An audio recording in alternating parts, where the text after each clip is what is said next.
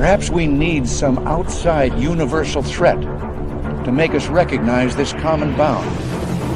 I occasionally think how quickly our differences worldwide would vanish if we were facing an alien threat from outside this world.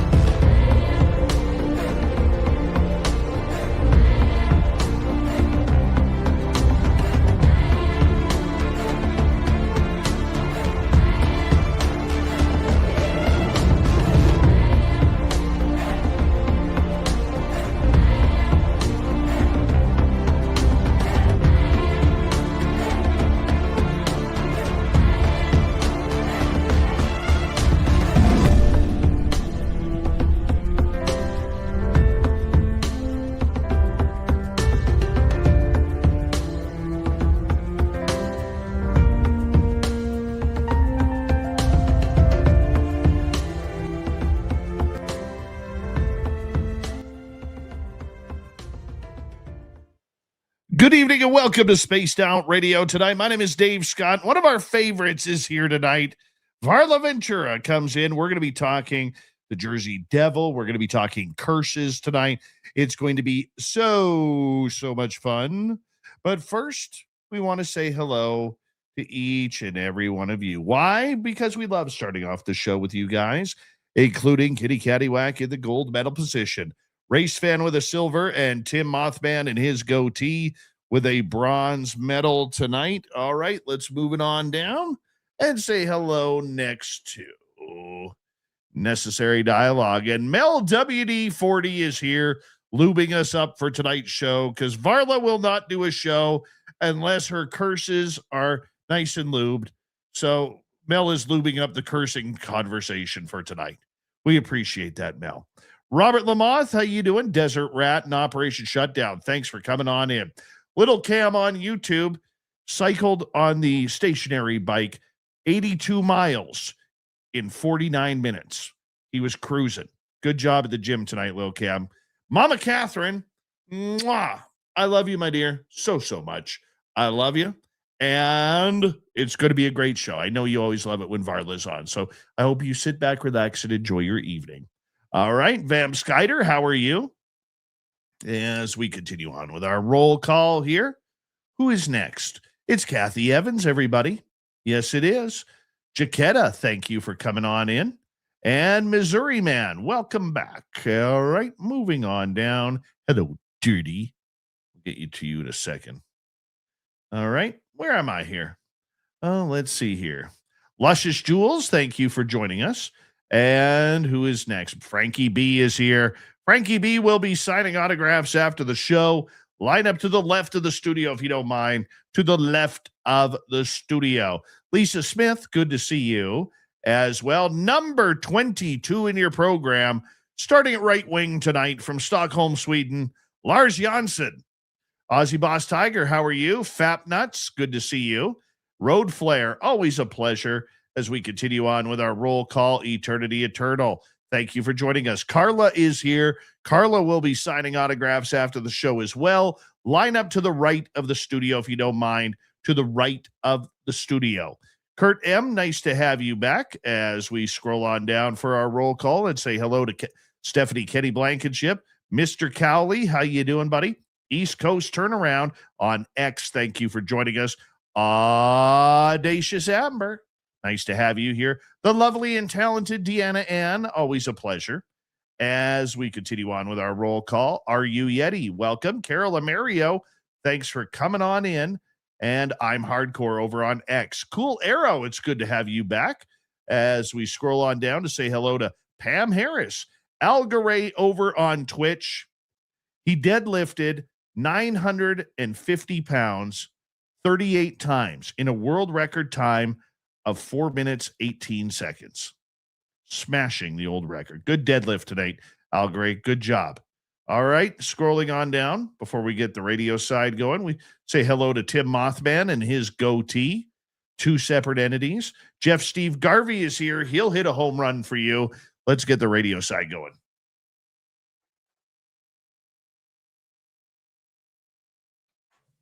Hello and welcome to the radio and podcast side of Spaced Out Radio tonight.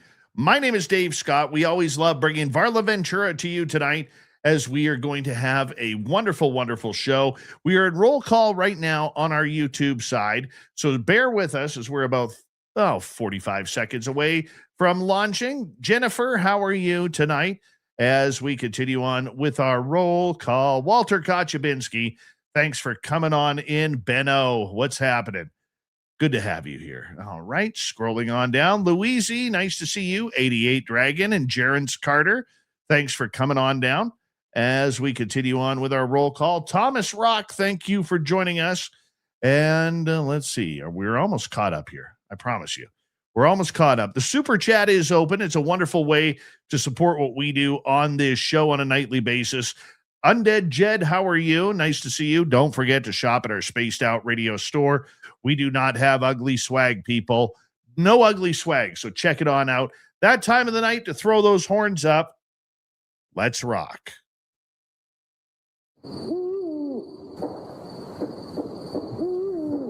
Are you ready to hear your mystic voice of the night? It's time to wake up. He's here. Shush.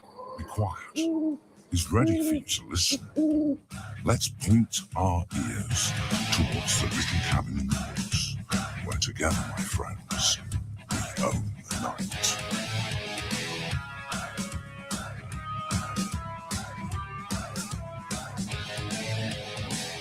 It's time for Spaced Out Radio with Dave Scott.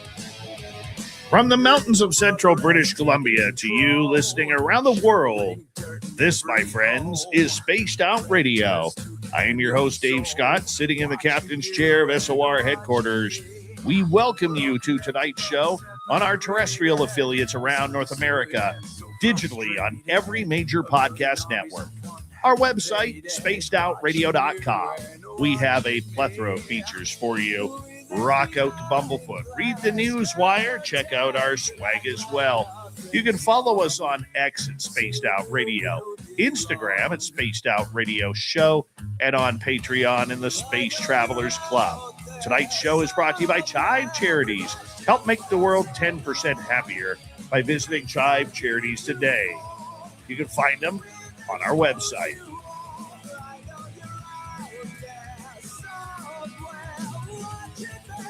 We have an amazing show tonight. Author, researcher, folklorist, storyteller, Varla Ventura comes in for our Cryptid World. We love it when she is here near the end of each month. Then in hour number 3, Swamp Dweller will kick things off.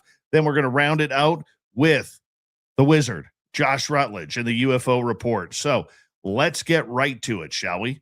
Because I love this guest. I really do. Varla Ventura is an acclaimed author, folklorist, and investigator of the strange and unusual, known for her deep dives into America's haunted history and forgotten lore. With a background in mythology, anthropology, and esoteric research, Varla brings up a scholarly yet accessible approach to stories of ghosts, witchcraft, curses, and regional legends. Her work focuses on uncovering the darker hidden narratives that linger beneath the surface of well-known places and historical events. As an author of several popular books on paranormal folklore and supernatural history, Varla has become a trusted voice in modern occult and fringe research. Her website, varlaventura.net, you can find her books at any major bookstore around North America. We love it when she is here. Let's bring her on in. Varla Ventura, it is always a pleasure to have you here. How are you? Oh, I'm great. How are you? I am doing good. The old ways they used to say things is, I am grand. I am grand. I'm feeling quite grand. I am not drowning.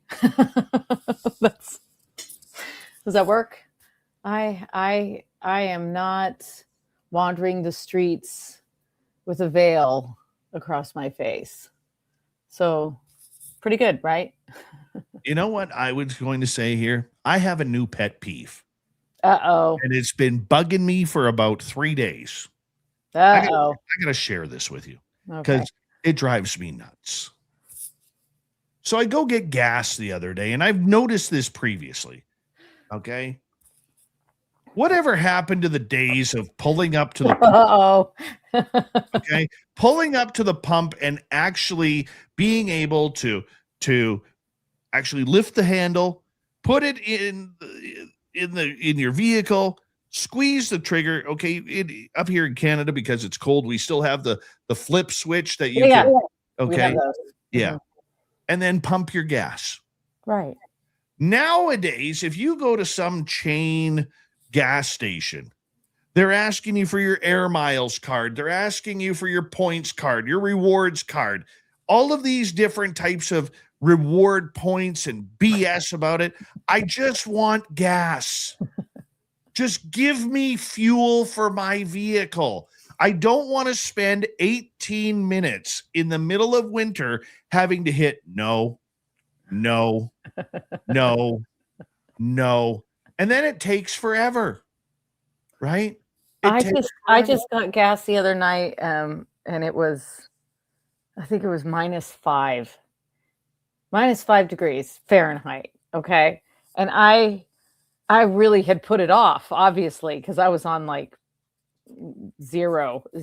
And I thought, boy, even though I only had a mile to go, I was like, what if I don't make that mile and it's -5? And so I got out and suffered through pumping gas in the weather by myself. It was awful. But this is what I thought you were going to say. I didn't get prompted to do all kinds of like rewards and stuff, but every single pump had like a TV, and it was like talking, like there were like ads and stuff. And then there was some like weird music video, but it wasn't all synced up. So I was the only person in the gas station, right? But so you could hear this one going off over here and this one going. They were all just like slightly behind each other. It was really disconcerting. And I'm sure when everybody's parked, you can't really like notice it because there's so much activity. But like it's night and you're the only one there, and there is like the song starts on yours, and then it starts 2 pumps over, and then it starts 2 pumps over. It was really kind of creepy, honestly. It's already creepy pumping gas at night, in my opinion. It's like that's a setting for some kind of horror. That's like a horror movie starts that way.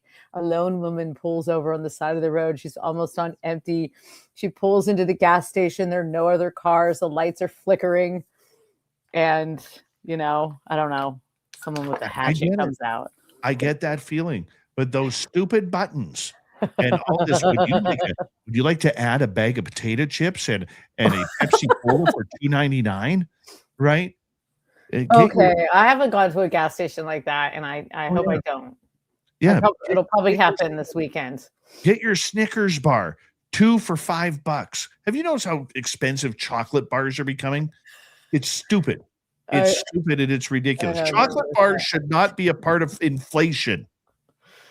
It's chocolate, for God's sake. Exactly. It's like a life staple, like bacon. It just bugs me there at gas stations. Absolutely bugs me. Sorry. I had to get that off my chest. It's your Andy Rooney moment. I understand. Oh, yeah. Absolutely. Absolutely it is. Whatever happened to. Every time we have you on the air, we do have new listeners listening. I like to call you the queen of the cryptids because you look into the darker side of the weird and strange. Yes, Bigfoot and Dogman are fun, but you're more into the werewolves. You're more into the witches, the banshees, the fairies, the pukas, the darker side of the cryptid world. Tell us your love about this.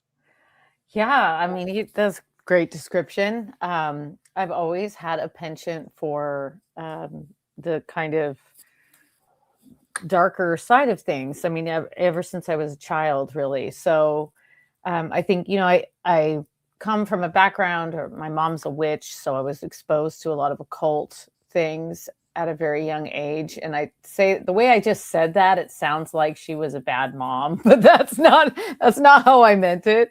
Just that, I grew up in an environment with like astrology and tarot and reading, reading Sybil Leek's books and learning about the Kabbalah and the teachings of Aleister Crowley and Dion Fortune and things like that from a pretty young age. So those were all like really like just sort of, I don't know, like other people have, the classics of literature.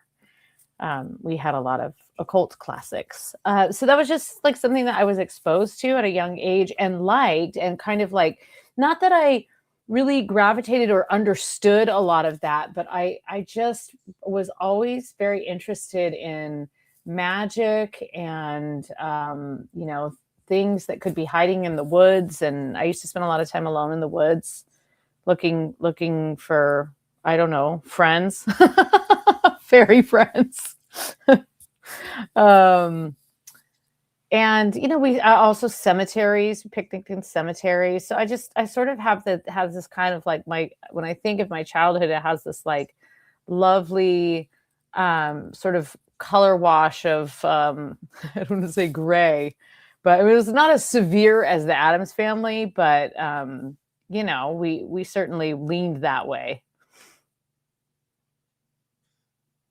It was fun for you getting to have a different look at life than such a pedestrian way that most of us have grown up and lived. I mean, for you, it came very naturally. So how did you find when you looked at everybody else and they weren't into ghosts, they weren't into monsters or Ouija boards or anything like that? I just didn't really realize that until I was a bit older. It was normal to me. I knew other people like went to church and stuff, but like that wasn't like really part of my it wasn't part of my upbringing or my thought process. So it wasn't until when I was a teenager, I just found all the other weirdos. That was pretty easy to do. It's like, oh, the weirdos from this town, this town, this town. We're all just going to hang out and dye our hair and smoke cigarettes on the street corner. That's like the town punks or whatever. But it wasn't really until I sort of moved away and, was traveling around the world and stuff, that's when I really started. And the older you get, the more people you get to know, and the more you actually listen and kind of find out about their backstories. And that's when I started realizing how many people were raised extremely differently from me. It just doesn't occur to you until you reach a certain age. And even today, like, I always bring my tarot cards when I go on the hockey tournaments. And usually there's at least one, like, closet witch in the group that'll be like, oh, I'll come and sit next to you. But for many people, they're not against it. They just don't really know what it is. And they literally think you're performing some kind of witchcraft. And I am not here to dispel that rumor. I'm perfectly fine with them thinking that. I will say this. Some of the most interesting conversations that I've ever heard away at a hockey tournament have come from mothers having a little bit of a drink at the hockey, at the dinner after the hockey tournament. That's all yeah. I'm gonna say. That's when the true confessions come out. Well, that's when the tarot cards come out. Absolutely. Absolutely. The darker side of this, I mean, when we say dark, it doesn't always mean evil. It just seems it rarely means evil. Only if you're really, really bad. Tell us the difference. Well, I mean, there's so much beauty in darkness, really. Things that are perceived as darkness. I mean, there's this whole idea of equating things that are dark with evil, and it's really just a misunderstanding. I think people are afraid of the dark. They just are afraid of the dark, whatever that darkness means to them. They're afraid of the unknown. They're afraid when they can't see. They're afraid when they lose control. But that's kind of the juxtaposition of the paranormal or having experiences with anything, from the other world, is that you will never know. There is always the unknown. And so, for many of us, we get very obsessed and very interested in that. One of the biggest, I think the bigger, like, kind of hotbed topics is the Ouija board and whether or not that's evil. And that's always an interesting discussion with people, because people have had a lot of mixed experiences with the Ouija board, and it does get a bad reputation. It gets a bad rap for being evil. But I've come to the conclusion that I think, like, unlike a lot of other divinatory, and obviously we can think of, like, The Conjuring and Hollywood movies like that really give us this idea that something's going to come through the board or whatever. And it is a portal. It's a portal of communication. And you should open and close it properly, of course. Not that I've always adhered to that, but that's what you're supposed to do. But I think the thing about the Ouija board, that unlike other divinatory tools, is that there's less room for interpretation. So if I'm just doing like a crystal scrying, or if I'm just doing a pendulum and it's like shaking this way for yes and that way for no or whatever, that's a little more like, okay, this could just be vibrations. And I think with the Ouija board or any kind of spirit board, it's the fact that there's like actual words and letters on there. So it makes that communication a little bit more direct. And you know that term, like anthropomorphizing things, where you take like an animal and you make it have human attributes. So you call the bull Ferdinand and talk about his personality, and the bull is just out there like just doing his thing and can't hear you and doesn't care what you have to say. I think we kind of do that with some of the things like the Ouija board, where we give it its own personality, and we say that it's this kind of like it has its own power. And I mean, I got a Ouija board sitting right over here, and it's completely powerless. It's completely powerless. It's a piece of cardboard or a piece of plywood, Now watch it come flying across the room. That's the danger right there. Well, I'm a hot stove toucher, so it's okay. It's a 15-yard penalty in the NFL for taunting. Anyway, so I think I guess your question was like evil versus darkness, and they're just totally different things. In fact, evil comes in forms that often look very normal. Some of the most evil acts are performed by, trusted individuals with nice suits. So it's a misnomer that darkness and evil are the same. But again, I'm not necessarily going to like completely reject that, because it's also a great way to protect yourself. If people think you could curse them, they'll basically leave you alone, or they'll be really, really nice to you. Why do you think this has been kind of the darker side of the cryptid world been so attractive to you? Because it's cooler than anything else. It's where the cool kids go. Because it's just cool. Yeah, I don't know. It's endlessly fascinating. It also does forces me, I think probably us in the greater sense, to examine those parts of yourself, and to kind of, constantly like be looking at that, the deep pit of blackness that's within all of our souls. And just kind of, I don't know, it results in a lot of introspection, I guess. And for me, that's a way to confront my fears. So if I just like take the thought all the way down the road until I'm, done with it, when I think of something, if it's something that I'm afraid of, and I kind of just take it all the way and try and unpack like what it is that I'm afraid of, it's not walking through a cemetery at night, but I could see how that would be scary. Well, I actually don't see how that's scary, but I know that it is scary for people to walk through a cemetery at night.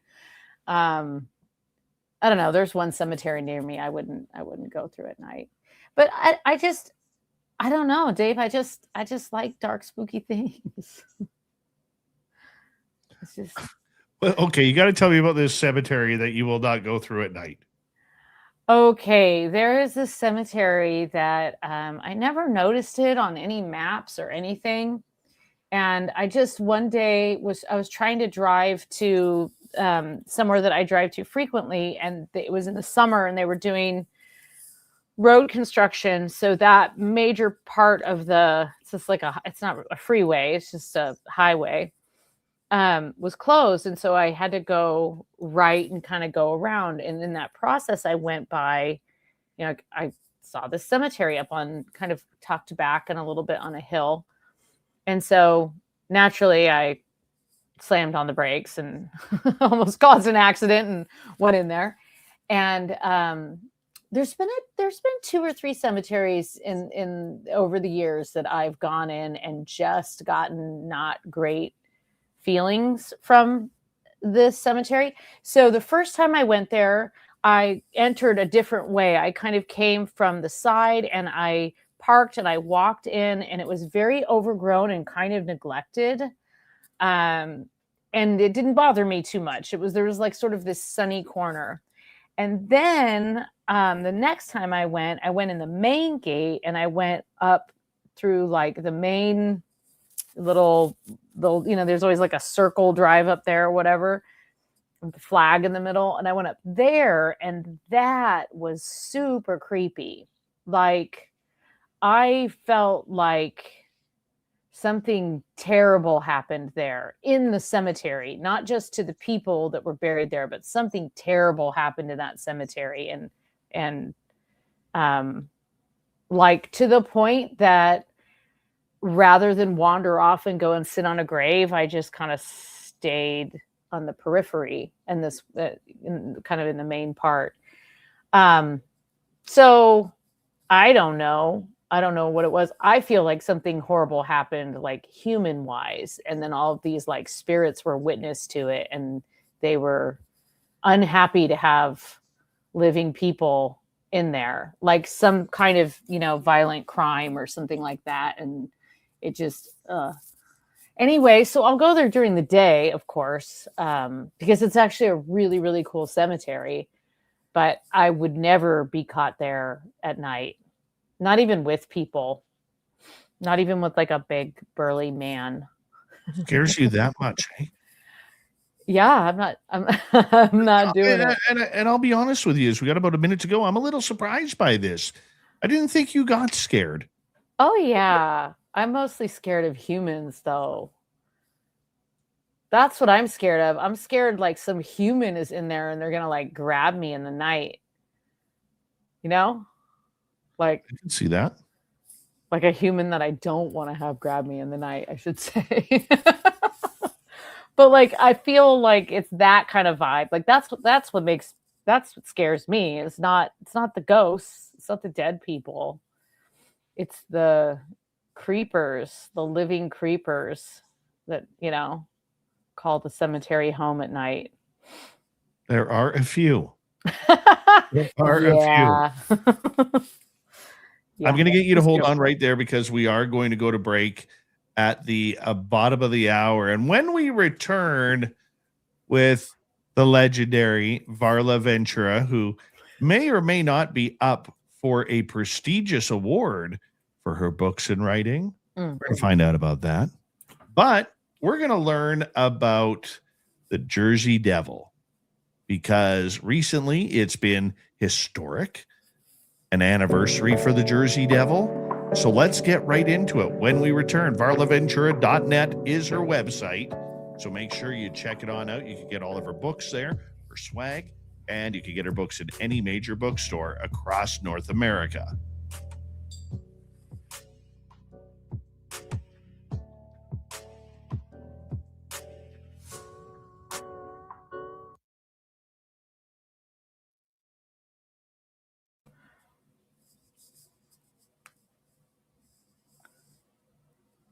All right, we're clear.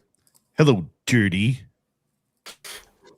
Hello, filthy. Hello, Dave. Hello, Varla. Varla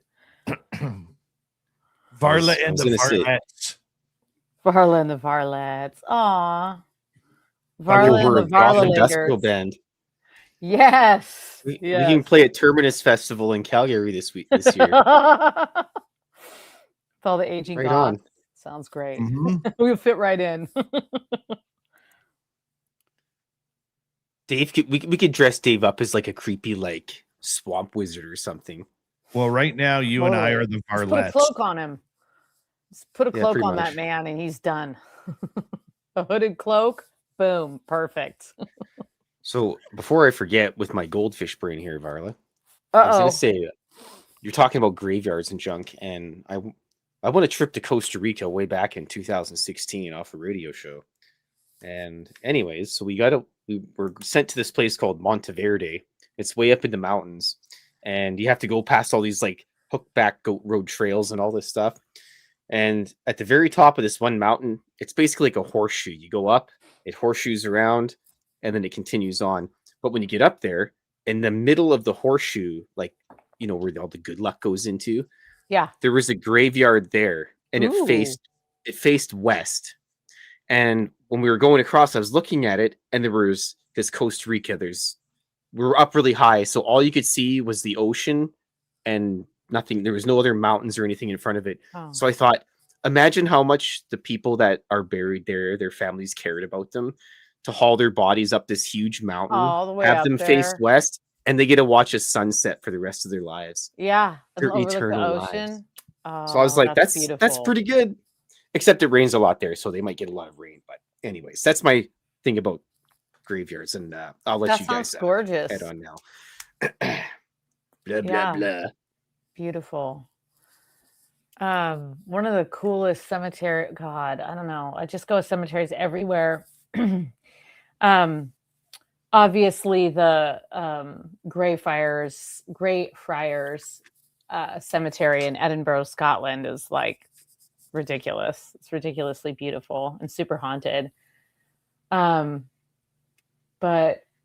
one of the coolest cemeteries I've ever been in was on the island of Pátzcuaro, which is in a lake. Forget the name of the lake, but it's in Mexico. And I was down there for Day of the Dead with a couple of friends. And we took this ferry out to this island, and it was very like raucous, like party atmosphere. There's vendors everywhere and everybody's drinking. And then it gets to be like midnight, and that's basically when like All Souls Day starts. And all of a sudden, like all the music just kind of like stopped and everything got really quiet, and the people just like slowly walked into this cemetery. And I swear to God, the temperature dropped like 10 degrees as soon as we got in there. And it was just like really, really moving because there were so many people there that were like singing and kind of crying and wailing. And these weren't fresh graves. These are people who'd been gone for a really long time. And there was just something like so beautiful about that ritual. Cause I feel like, we're only allowed to cry for a short period of time when someone dies. And then after that, it's like, oh, just get over it. And the idea of actually having like every once a year, just giving yourself permission to completely lose it and mourn someone, instead of trying to hold it in and then basically like have a breakdown every 3 weeks or whatever. Speaking for myself. But yeah, that was a really cool cemetery. We got It's about okay to cry if there's a good reason, Varla. That cemeteries are the best place to cry. No one fucks with you when you cry in a cemetery. No man walks up to you and says, "Are you okay?" You can just cry your eyes out and no one messes with you. There's a little grieving widow. Get away from her. She doesn't even realize the loud F word she dropped. Yes, I do, but we're on break. I know. We're not on the FCC right now. I know. Am I still not supposed to do it? I know. Hi, Hillbilly Herb. How are you? No, You told me we can cuss on YouTube. You can do whatever you want. You're Varla fucking Ventura. Oh, hey. I won't do it on the FCC part. Don't worry. All right, we got 10 seconds. Thank you to Benno and Stargazer, our great 2 super chats. Hit subscribe, ring that bell. Here we go.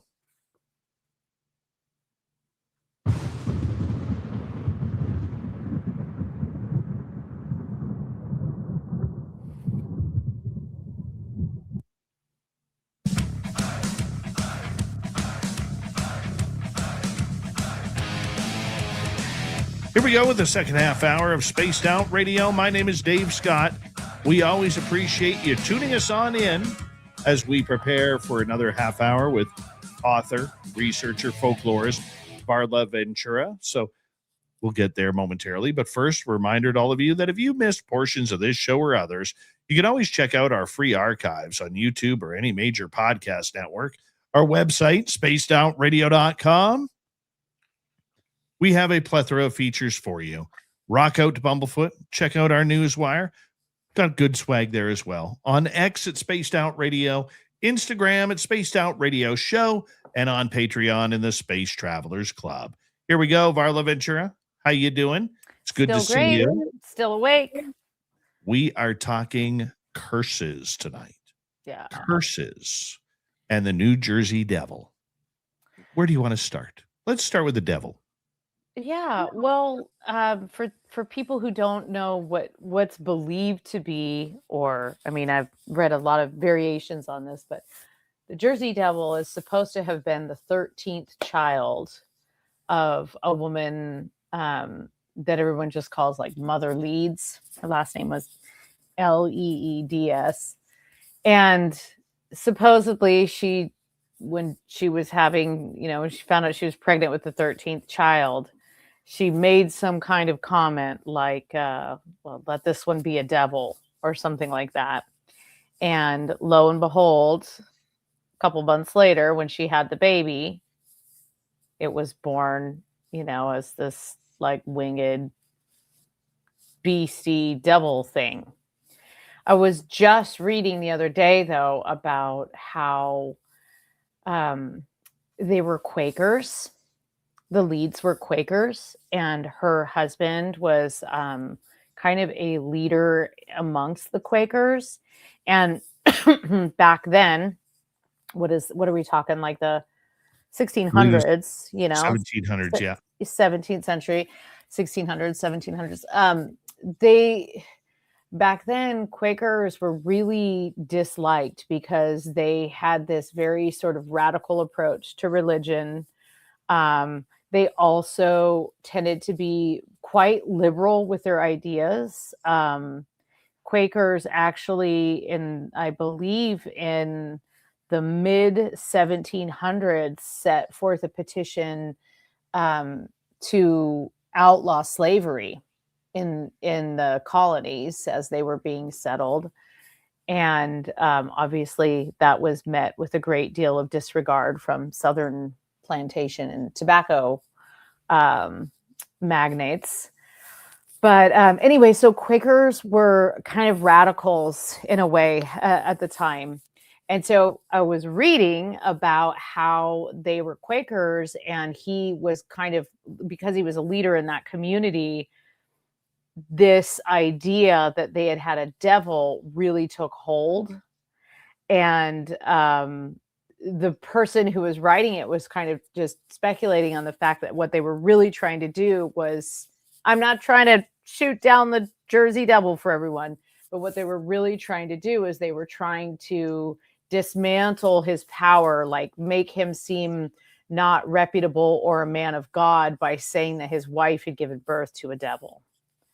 And so and then, rumors spread. And we were talking about a time when there were the Salem witch trials and stuff too. So, it was dark times there. But anyway, so that's supposed to be the origin story, that she said, 13, that's a lot of kids, 13th child. She cursed it herself by saying that let it be a devil and that it was born a devil. Now, Why do you think she did that? Pain. No, I understand. Exhaustion. She was probably tired of being, She could have been joking. Yeah, I'm I'm sure sure it was taken out of context. Yeah. I can understand that. I can totally understand that. Right. She probably was sick and tired of being a baby factory, and the kids running rampant all over the place. And well, she get could have it. said something along those lines, like, let this last one be the devil, or something like that. Just in the, I'm tired, my back hurts, this is my 13th child. And that could have been taken out of context, and someone could have run with that. Someone could have overheard that and then continued to spread that rumor by saying, oh, she asked for the devil. I don't know, right? In all of these old stories that involve the devil, you never really know why the person like what comes over them to actually like invoke the devil, or usually it's by accident. Most of the time people just do something kind of dumb and the devil shows up. But this wasn't the devil. This was, supposed to be this sort of like demonic entity.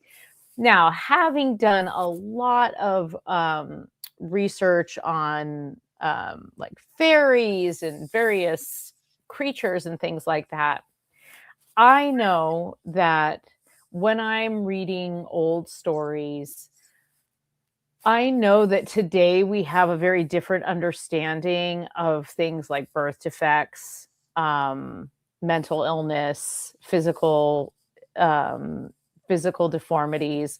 Like once upon a time, that was a changeling. Once upon a time, that was a devil.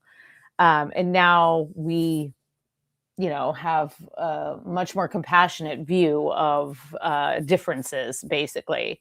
But in the medieval times through the, dark 1700s were some of the darkest times in history, until recently.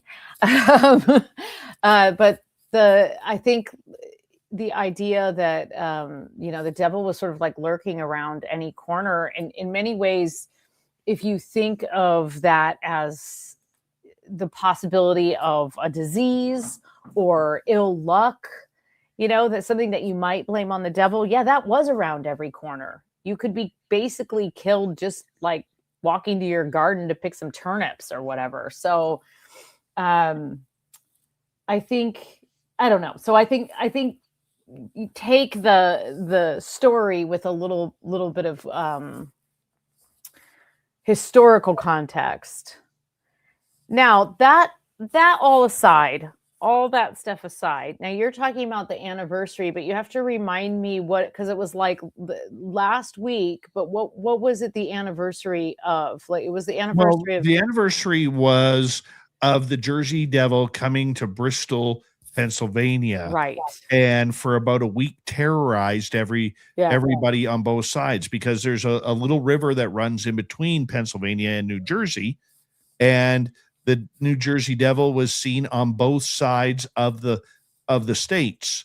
And he was first noticed by a police officer and then just started terrorizing people, then vanished.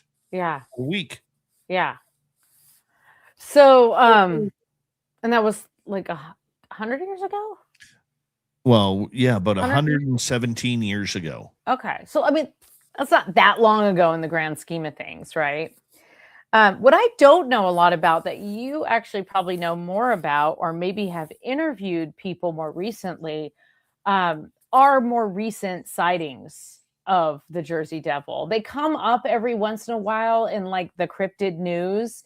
But I've never talked to anyone personally that has had a sighting. I've read lots of accounts, but I've never actually spoken with someone who believes that they saw the Jersey Devil.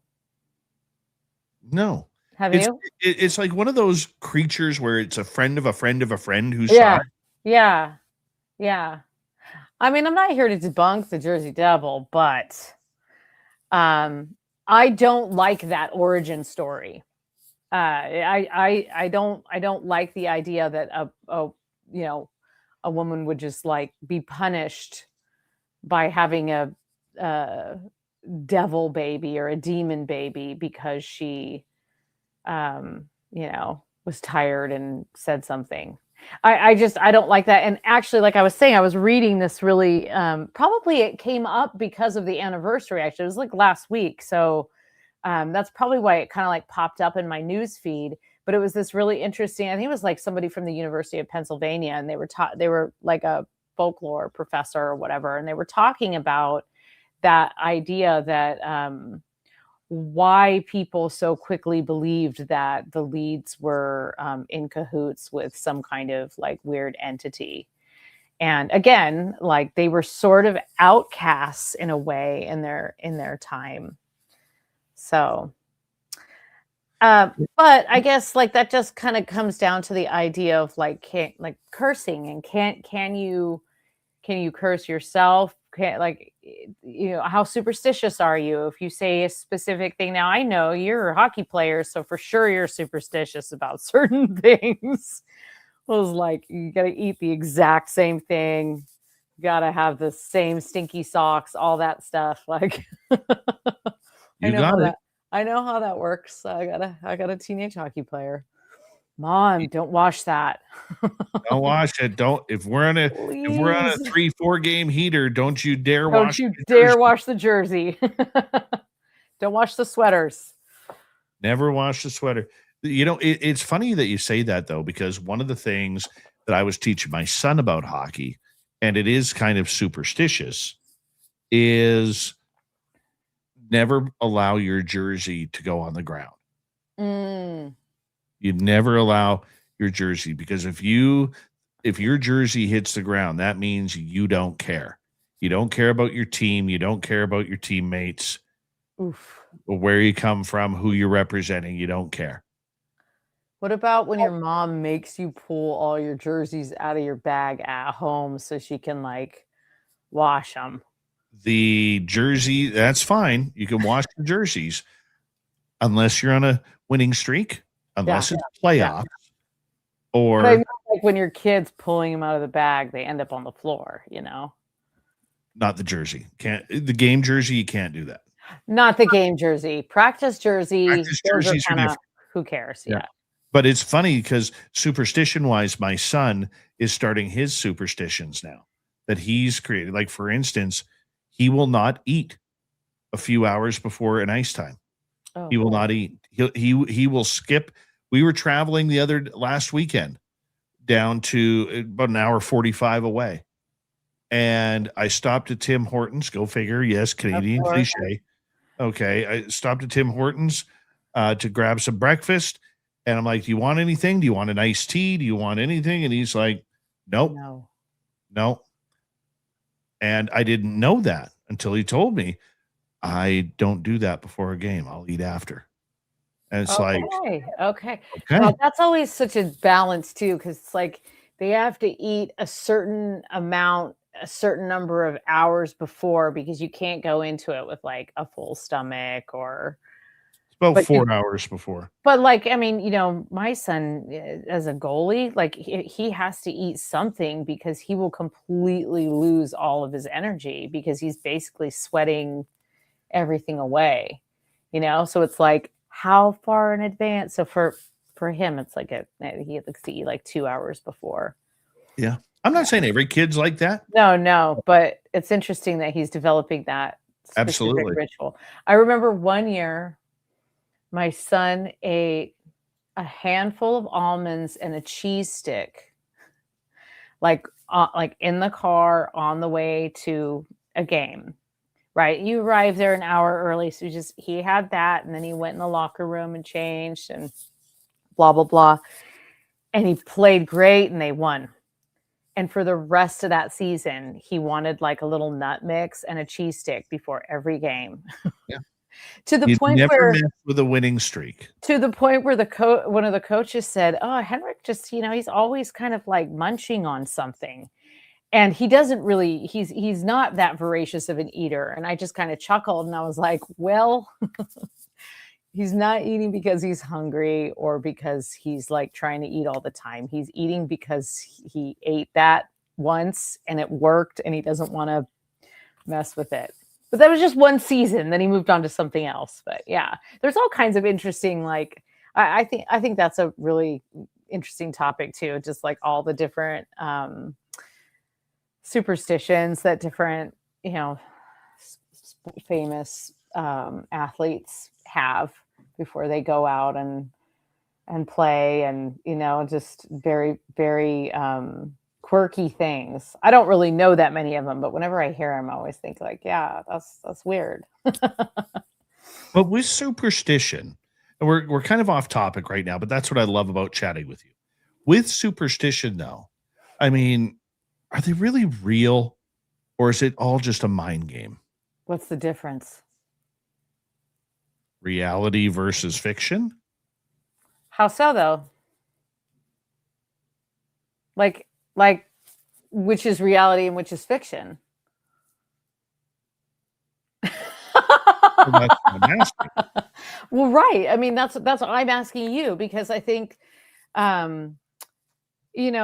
okay, some superstitions have very practical origins. I actually, in my first book, the Book of the Bizarre, I have a whole section on superstitions in here, and I spent some time digging into like what, why do we have these certain superstitions? The umbrella, not opening an umbrella indoors. This is my favorite case that I cracked. I mean, I really cracked the case, whatever. So, it's bad luck to open an umbrella indoors. Yes. Well, the reason being is that when umbrellas were first invented and were sort of being popularized, they had these like spring blade mechanisms and a lot of pokey, pointy parts.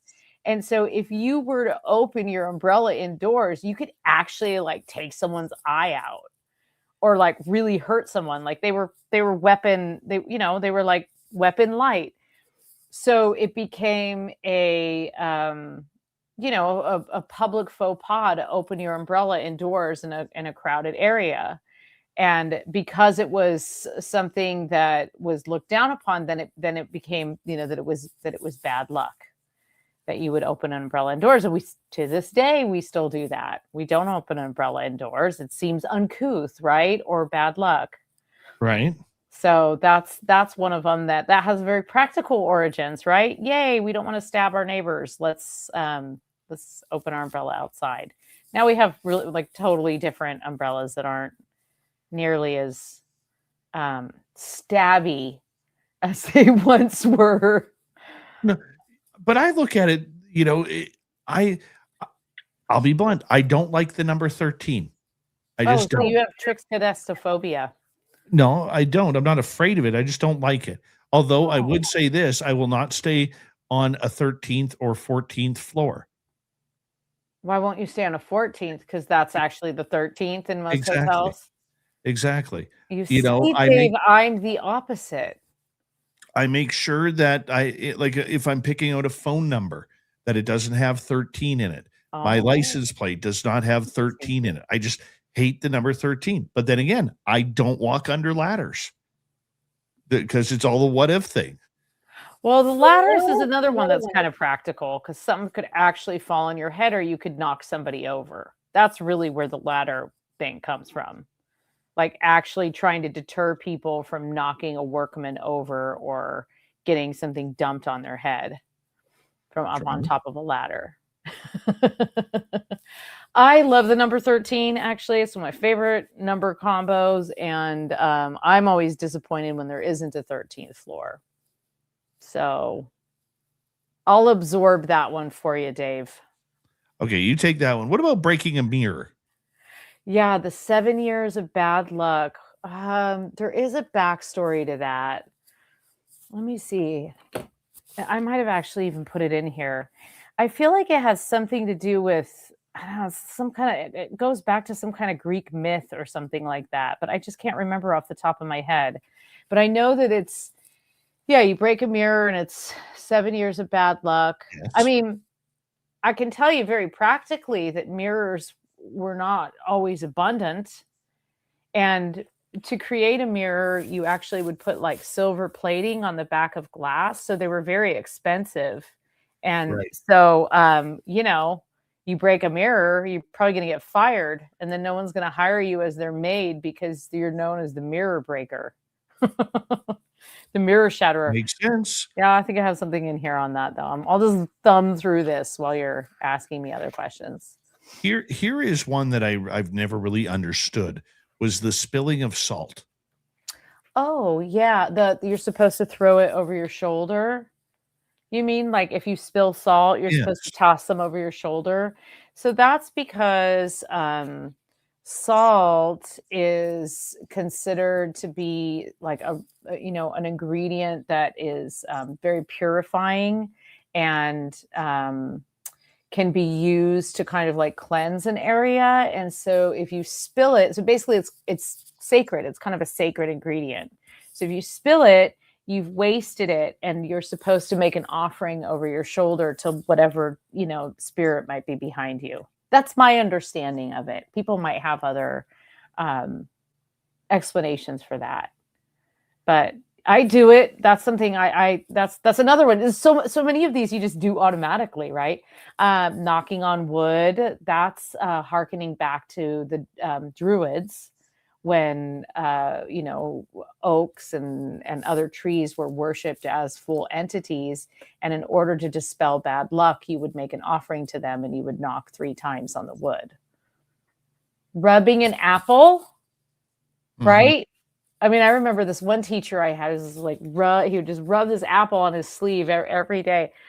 Now, of course, like you got to wash, you're supposed to wash apples and stuff like that. But rubbing the apple was to kind of make sure there were no evil spirits inside of it.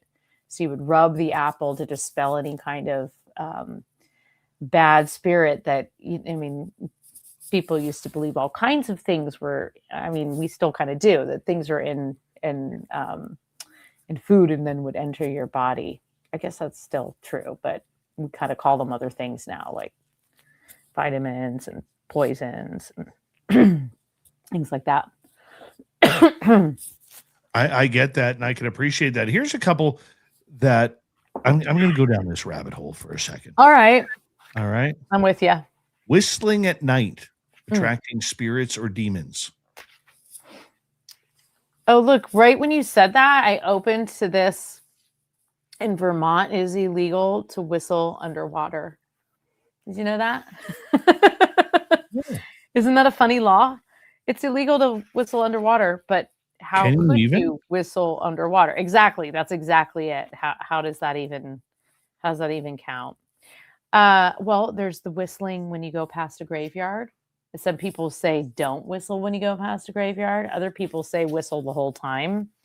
I've heard don't whistle because you're basically just it's like calling a spirit to follow you out of the cemetery, which you don't generally want. You don't really want things following you. Okay, what else? Rabbit hole. All right, I'm going down. Yeah. I'm going down the rabbit hole. Black cat crossing your path. Okay. So again, this goes back to the idea that black is evil. And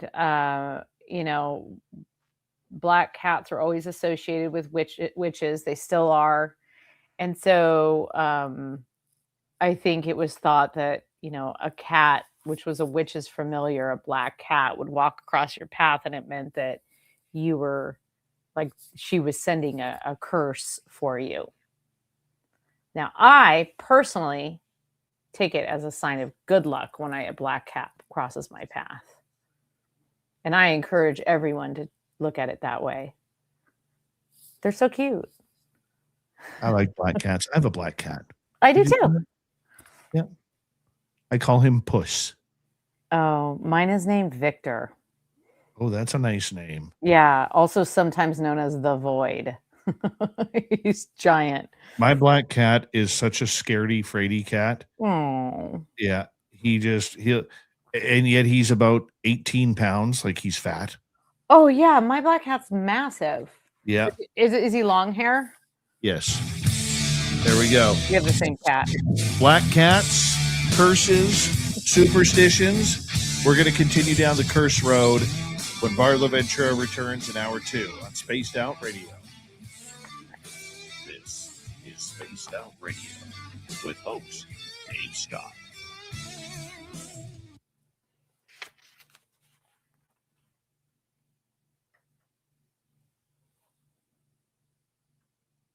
Hello, dirty. I just found the mirror thing. Yes. I found it in my book. There he is. Hello, dirty. Oh yeah, look at that. Hello, Dave. Well, I'm not even done drawing the cartoon because I spent most of the time Varla. last break rambling away with Varla Ventura. Look at me. So, anyways, here's the story. I got to rate up. I got to sit around for another half an hour because peer pressure from you guys. So, anyways, it's the gnome and the goblin, and they're hanging out at the local watering hole. And so this is part of a short comic I'm going to make. It's going to be a 3-panel comic. So, anyways, the plan I like is these flyers. the flyers. Oh, look at this one. Ah. Let's get a little witch hat on there. Yes, I love it. Hey, isn't that the hat I'm wearing in the one you drew for me? Yes, it's probably sitting somewhere gathering dust and all your piles of bones and. No, it's well, your little ones are right over here. That one But hey, was wait, on Varla. yeah. Well, Look at I show this thing off as many times as I can. oh, Yeah, I love it. Hold on, let me look at that. Look at that sucker. to my favorite filthy thing that goes bump in the night. Oh my god, are you gonna go to Vegas? Oh yeah. Yes. Because Okay. are you going to Vegas? Yeah, if you are. Well, I was going because apparently I'm going. Jim Goodall is going. And he yelled Okay. at me last year. He's like, why'd you go to Vegas, filthy? I'm like, oh God, so he's busy. He's like, what are you in jail? I'm like, yeah, I snuck candy into a movie theater. He's like, that's basically an execution. So now I got to go hang out with Jim Goodall. I would Good. like him to come pick me up in a UFO, but definitely I'm going to go. So yeah, hopefully teleportation situation would be real sweet. that would be nice. Yeah. But anyway, yes, definitely I'm gonna go. And if you go up there, then cool. We will resume our things. Make sure you grab one of those little like squishy siggy menthol guys you got. Oh had yeah. last time. Oh yeah. Camel crushes, man. That was the coolest thing in the world. Did I send? Dave's sending me a weird message Oh, right now. yes. I have no idea. what that was. Apparently, your address you gave me did not work. I For tried me? to send you Christmas. Yeah, I tried to send you a Christmas card, and then like 2 weeks ago, I got this. The letter I sent to you came back. I was like, oh, this is an actual so address. sad. So you have to message me on some. Hello, boy. Like gremlins out of control. He's got a wet Yeah, tail. I'll message you. Weird. My publisher tried to send. Did you get my book? My Enchanted Plants book? I've received nothing whatsoever. Okay, so I Anybody in asked the the world. publisher to send one to you and one to Dave, and I don't know what happened to the one that they sent you, but the one they sent to Dave got like returned back. Which is Well, never looks happened like you're on before. some kind of list for some kind of government Obviously, conspiracy. yeah, some kind of like border patrol bullshit. Well, if you're sending stuff to Canada, be like, just send it in, we don't care. And then when it gets here, it's like, we probably should have looked at it, but Oh, this looks heavy and full of danger. Uh, this has an actual dead mummified fairy inside of it. We can't let this Oh get to no, Canada. we can't. This is not in the import export. This Well, isn't on our it's kind of list. comical when I send stuff to America now. Like Canada Post actually implemented this stuff before all the tariffs happened, where I had to like they wanted you to download this app, and I have to go to it. I don't got any room on my phone. It's just full of cat pictures and cartoons. So I got to use the website and sign up for it. It was an absolute gong show to send. So on Saturdays I do my show, blah blah blah. I made a little pin of here's one what I did. See, look, it's the Oh, that's Nightcrawler find a cute. UFO. Oh, I you lost should. the back to it, but Oh, I'll you send you one should. anyways. You should sell those out of your little Yeah, it's suitcase in Vegas. well, I'm going to, and I'm gonna try to bring some plushies, and I'm gonna try to. Oh yeah, I'm not sure cuteness. if Fox is listening, but if you're listening, Fox, I'm gonna try to swindle you to come down here to Vegas. Filthy, we may have to change the dates in Vegas. Well, a good thing I haven't paid for a flight yet. We're taking Okay, time anyways. off. Yeah. I will be quiet. I'm sticking around for a half hour, Dave. I'm struggling. He's very to chatty fly 'cause- tonight, Dave. I know, it's weird. Sorry, I won't be quiet. And Well, his Dave's two favorite pressuring women me. are here. We got Nicole Sakic in the chat room, and you're here, Varla. So Filthy's feeling kind of flush. I'm right just gushing over here. I I'm gonna mute myself. I made the drawing. Are you gonna mute yourself? Thank you tonight to Benno and Stargazer, our lone super chats of the night. We greatly appreciate your love and support. Shop at our Spaced Out Radio store. We do not have ugly swag, people. No ugly swag. You could go to cariboucon.com. cariboucon.com. Get your tickets, VIP tickets on sale right now for September 18th through 20th. I want to see you all here. Sorry. Coughed during my promo. I'm sorry. Oh, you poor I thing. thought it was muted. Here we go. Here we go.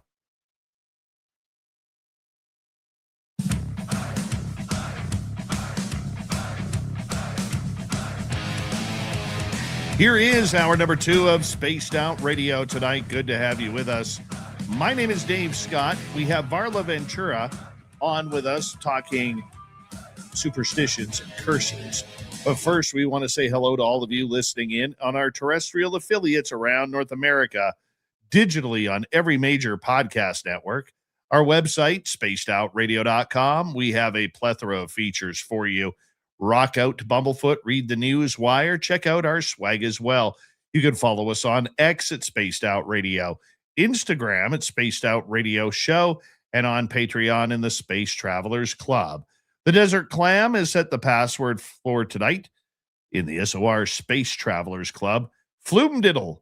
Floomdiddle is your password. Use it wisely, Space Travelers, as the Clam sets the password each and every night right here on Spaced Out Radio. Here comes Varla Ventura. She is here for Our Cryptid World. We do this show with her once a month where we talk about the darker side of the cryptid, paranormal, and UFO world. And Varla's website is varlaventura.net. Varla, thank you so much for being here. Thanks for having me. All right, we were talking superstitions. I found the mirror thing. I just want to follow up on that. Okay, let's do the mirror. Okay. This is from my very first book, which I wrote in, I think, 2008. I want to say. Yeah, 2008 it was published. The Book of the Bizarre. Okay, mirrors. I had this whole section on superstitions. Long ago, people looked at their reflections in water and were amazed because they thought they were glimpsing their soul. When the reflected image was altered by waves or ripples, they thought that their soul was in danger. Over time, this belief morphed into the belief that if someone broke a mirror, it would take 7 years for their soul to return to them. The term of 7 years was established by the Romans, who believed it took a body 7 years to repair itself. These beliefs eventually became the superstition that breaking a mirror means 7 years of bad luck. And then there's some other mirror stuff in here. So there we go. Well, now we know. Now we know. Now we know. Ding, ding. What about the clock stopping at death? Let me explain this for a second. My mother, God rest her soul, her mother, my grandmother, gave my mom this antique wind-up clock. And it stopped on the day my grandmother passed away. Oh, wow. Yes. Yes. That's My pretty mom cool. never restarted it because Oh, she just did not want to do that. But one of the old wives' tales that she used to tell me about this prior to my grandmother passing was if birds kept tapping at your window with their beak. And a few weeks before my grandmother passed, there was a robin tapping at our window. And my mom was like, well, that usually means that somebody in the family is going to pass away soon. So, my grandmother dies, and then all of a sudden, the clock stops. Irony, amazing. Yeah. coincidence, or something spiritual. Well, the tradition of stopping clocks when someone like that's an old tradition. I know it's done in Ireland still. That if somebody passes away, you stop the clock, and that's sort of a sign of respect because at that moment, time cannot go on, right? Because you've lost this person, and that's all part of the sort of the ritual that leads up to then having a wake and eventually then having a funeral. So you cover mirrors so that you can't see the spirits behind you. Also, I think it's so you can't see your face because you're so sad. But you stop the clocks. That's one of them. And there's a bunch of little rituals like that. I don't know them all, but it's interesting because I think that's a tradition, but to have the clock actually stop when she dies that's pretty remarkable. It was bizarre. Yeah. And I remember a few years later, I asked my mom, are you ever going to wind the clock up? She goes, no. That was just that. That was that. So when it popped up here on my list, I was like, oh, I remember that happening. Who has the clock now, Dave? It's in I believe it's still at my father's house. Okay. And it's still not I don't ticking. know what happened to it, but It's still not ticking. right. Would you wind it? No. Okay. And not out of superstition or anything like that, but out of respect for my grandmother. Yeah. I wouldn't do it. I just would not do it. And because your mom wouldn't do it either. So out of respect for her as well. Yeah. Absolutely. Absolutely. Going through my list here, we also have sleeping facing a mirror. Oh. I don't know. Allow spirits to steal your soul. Ooh. I have this is if a mirror falls. Another superstition says that should a mirror fall and break on its own, a death in the home is soon to take place. Even the house where the mirror breaks is thought to be cursed for 7 years. Looking at your reflection in a mirror by candlelight is also said to bring bad luck. Wow. I didn't know that, even though I wrote about it. It's a long time ago. Gee whiz, the knowledge. So much knowledge, I can't even contain it in my own brain. Oh, well, what, 2008? How many years ago was that? Not quite 20, but 18, right?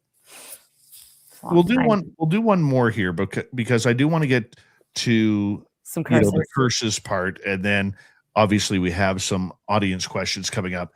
But if you think of the game Bloody Mary, apparently if you say a name 3 times, something may appear. Yeah. So the superstition is that you basically look in the mirror and say Bloody Mary, Bloody Mary, Bloody Mary, and then this is like something you do when you and all your friends are staying up super late and you're trying to scare each other. I feel like you'd have to say anything more than 3 times, but I guess 3 is sufficient for some. Well, you think of Beetlejuice. Yeah, Beetlejuice was 3 times. Good point. Yeah. Just enough. I found another black cat thing here too. Just about everyone knows the superstition that says when a black cat crosses your path, bad luck will follow. But there are ways to counteract this omen. As soon as you spot the black cat, spit on the ground, turn yourself around 3 times, or walk backwards, retracing your steps. As you pass the cat, reach down and stroke its back as a gesture of kindness. Huh. So there. I have okay. Do we still want to continue with these like weird superstitions, or are you ready to go? We can, or we can move on to the curse, because the reason why we went on to the superstition part, right before that, we were actually talking about curses, about how Mother Leeds cursed her 13th baby to become a devil, and apparently after she gave birth, he grew wings and flew off and up the chimney, becoming the legend of the Jersey Devil. But curses also seem to take place elsewhere. You know, many witches will curse people that they don't like, or curse people who have done bad things. Many people will say that animated characters, not cartoon-like, but animated, like say dolls like Robert the Doll are cursed. Oh, yeah. Oh, he's got a curse attached to him. Tell us about that. So Robert the Doll currently resides in I think it's called the Martello Museum in Key West. At least that's where he was, I don't know, a handful of years ago when I went there, 5 years ago or something like that. And he is real creepy. Like, this doll is like a child's doll from like the 1800s. It's a burlap sack, kind of sackcloth face that's sort of starting to, decompose a little bit. It's in a real cute little sailor outfit, which makes it like super duper creepy. And I mean, lots of people have probably seen pictures of this doll. It kind of looks like some sort of bizarre puppet. And really what it is, it's just an old doll. Like, dolls weren't made of plastic, and, they just were kind of homemade looking. So he's sort of like a little homemade looking doll. But anyway, we go into this museum, and when we get toward Robert, they warn us. They warn the group, and they say, you don't take any pictures without asking permission. You have to say hello to Robert and then ask permission to take pictures. And then all around the room are all these letters from people who didn't heed that warning, and they got really sick, or they got into a car accident as soon as they left, or as soon as they got home. And they all sent these letters apologizing to Robert for not asking his permission first. So I took a couple pictures. I asked permission. I mean, I'm not going to push my luck. And also, this thing seems really creepy, and I'm sure he could tell I was disingenuous and didn't like him. My mom got, kind of like a mild food poisoning that night. And she says to me in the middle of the night, "Do you think it was Robert the Doll?" And I was like, "No, Mom, you talked to him very kindly." Like, you maybe talked to him too much. But my mom went over and she started talking to one of the docents. And the docent told us all kinds of crazy stories, like so he's inside this like glass box so that people don't mess with him. And so he's kind of protected.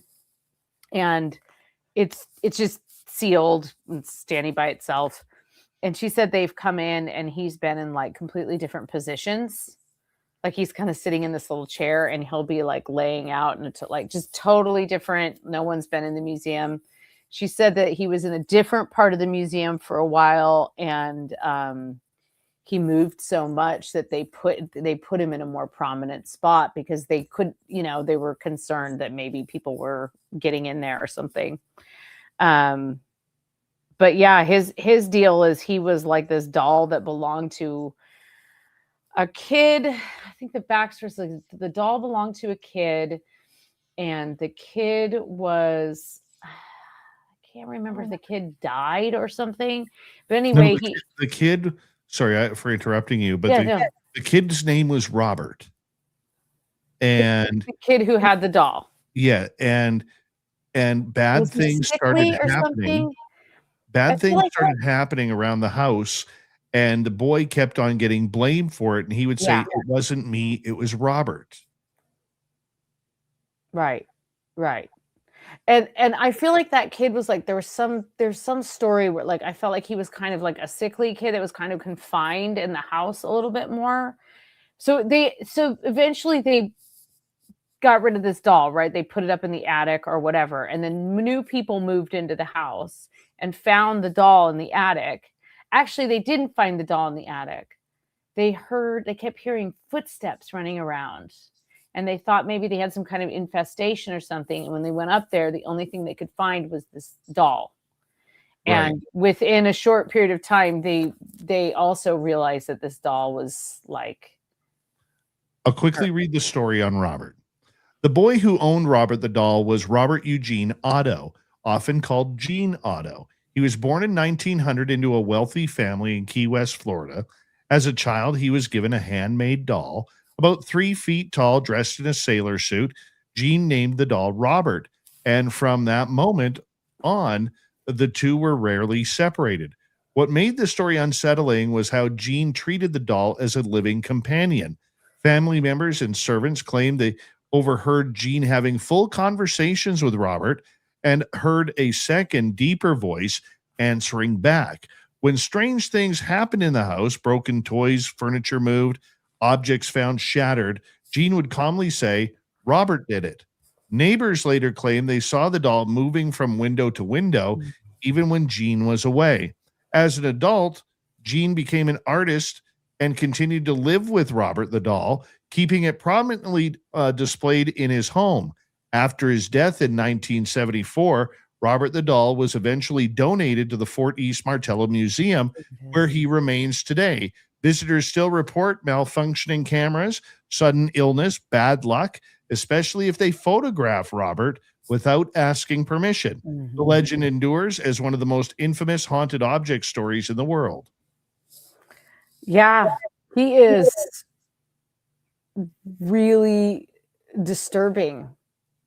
It's definitely one of the more disturbing things I've seen. It didn't really like scare me necessarily, but it's just the face, the sort of like decomposing fabric of the face with the like stitch mouth. I mean, it's absolutely the stuff of the like an ultimate horror movie. That was a really interesting, just an interesting trip in general because there was lots of haunted places in Key West. But both my mom and I had experiences in places that weren't necessarily reputed to be haunted. So it was just, I think there's just ghosts roaming everywhere, it's like walking around in flip flops. But why do you think Robert would take offense to having his picture taken without his permission? I'm not really sure. Like, it doesn't make a lot of sense to me, but I think it also it has become this thing where it's like, do you want to push your luck? You want to push your luck and not ask for permission?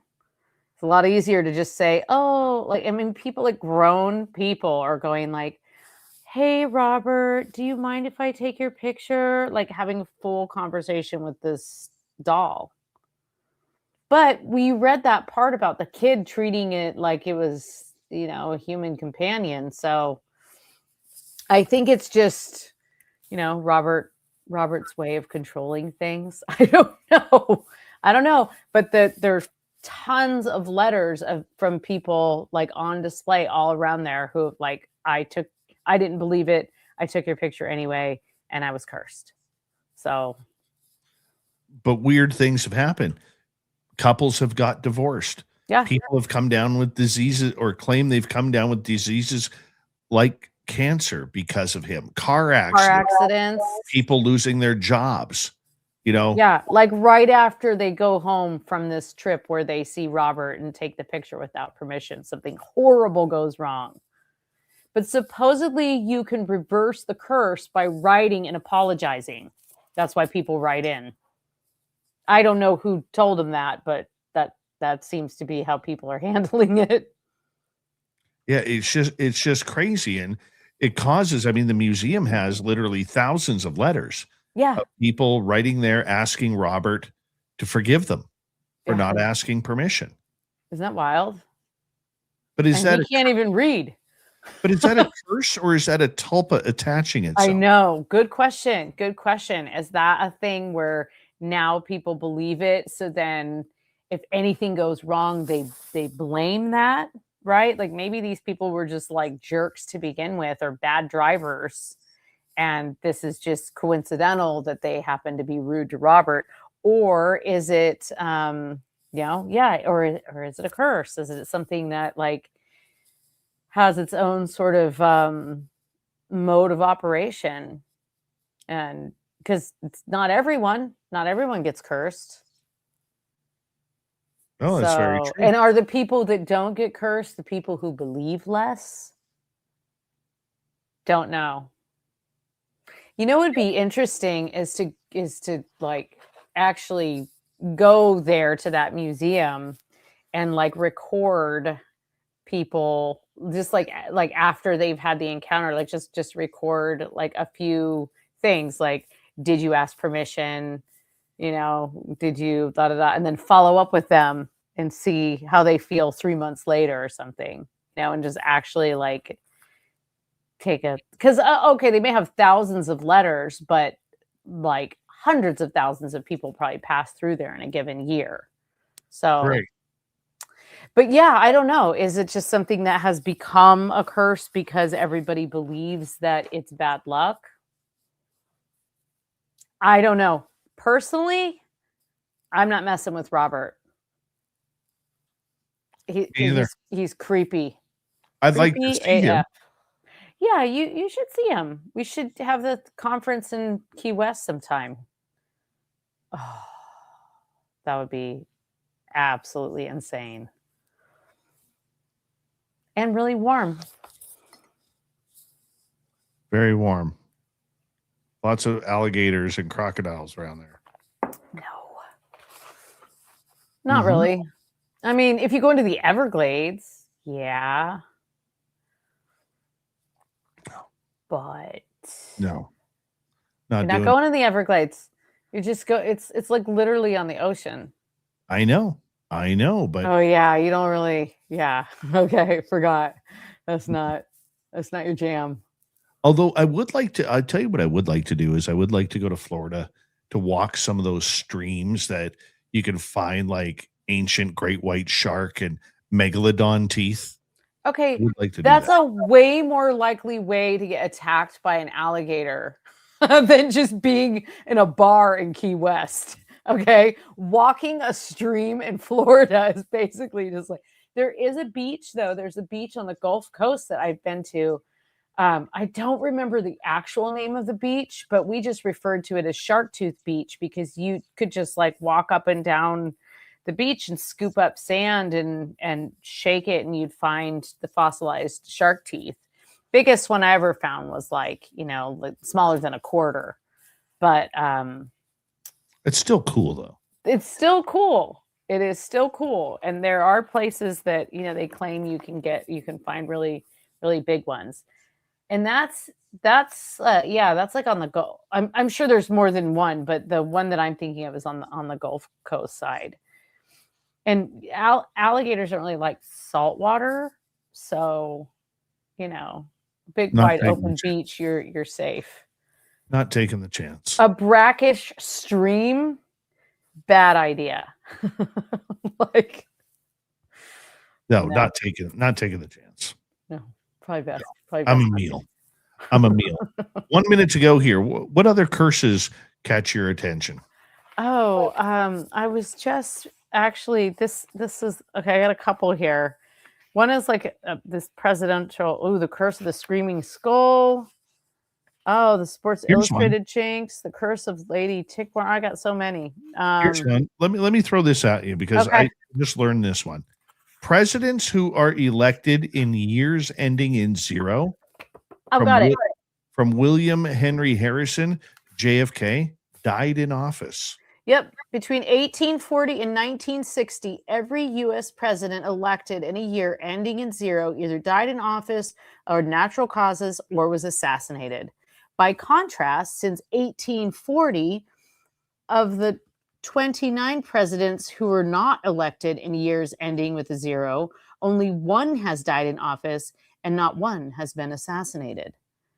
First, you had William Henry Harrison, elected in 1840, Abraham Lincoln, elected in 1860, James Garfield, elected in 1880, assassinated in 1881, William McKinley, re-elected in 1900 and fatally shot in 1901, Franklin D. Roosevelt, elected for the 3rd time in 1940 and died in 1945, and John F. Kennedy, elected in 1960 and assassinated in 1960.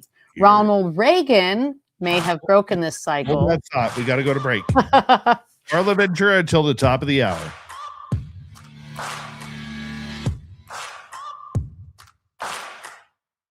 You're listening to Spaced Out Radio with your host, Dave Scott.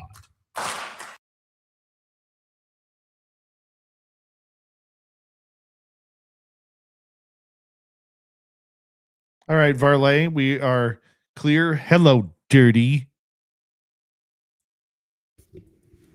Hello, Dave. Hello, Varla. With her microphone muted, she's screaming in the background, swearing. Maybe I've got her muted. Oh, hold on. I had her She's muted. got a steel chair. She's coming down with a steel chair. Nobody right loves now. me. Oh, sorry. I'm back. Hugh Janus, how are you? Wilfred Brimley, how's the mustache and how's the diabetes? Let us know. All right. We'll go to audience questions next, okay? All right. Should I look ahead? No. That's no fun. Here, we'll just stare at you. There you are. You got the big picture now. Okay. No. I can get my hair real big. Yeah, that's the Varla met event way back in 17,000 years ago. She's got the Meg Ryan hair going today. It's kind of 80s. It's pretty. I got some pretty Nope, 80s. she's got the hair, the background. Shouldn't you be wearing the lacy nylon gloves as well with the fingertips cut off? I do have like a leopard print, like very 80s sheer shirt underneath. That's a thin layer of mithril she's got on her forearms there. Goes all the way up here. It's really kind of. I had it on. It's probably chainmail. Oh, I wish. Well, chainmail's actually it'll actually warm up to you. But she's also got. But it's kind of candles pinchy. in the background. I got what in the background? Look at that. Don't forget about your candles. Oh yes, I lit all those candles for this very event. I always light candles when I'm on Spaced Out Radio. And actually, the reason I was kind of coughing earlier is because I lit some incense, and this room is like really small, and it just like got in my throat. You know, that like perfumey weirdness of incense just kind of getting in there and can't get it out. It gets in there, but you know what's even worse? You get like a smoke a gremlin cigarette or to get rid of gargoyle it. to deal with. I don't let my cats in here when I'm doing interviews because you see all the things around me, including candles and plants. They will knock them all down mid-interview. Actually, there's a little tiny bed in the corner, and they often will curl up in there, but I just don't trust them.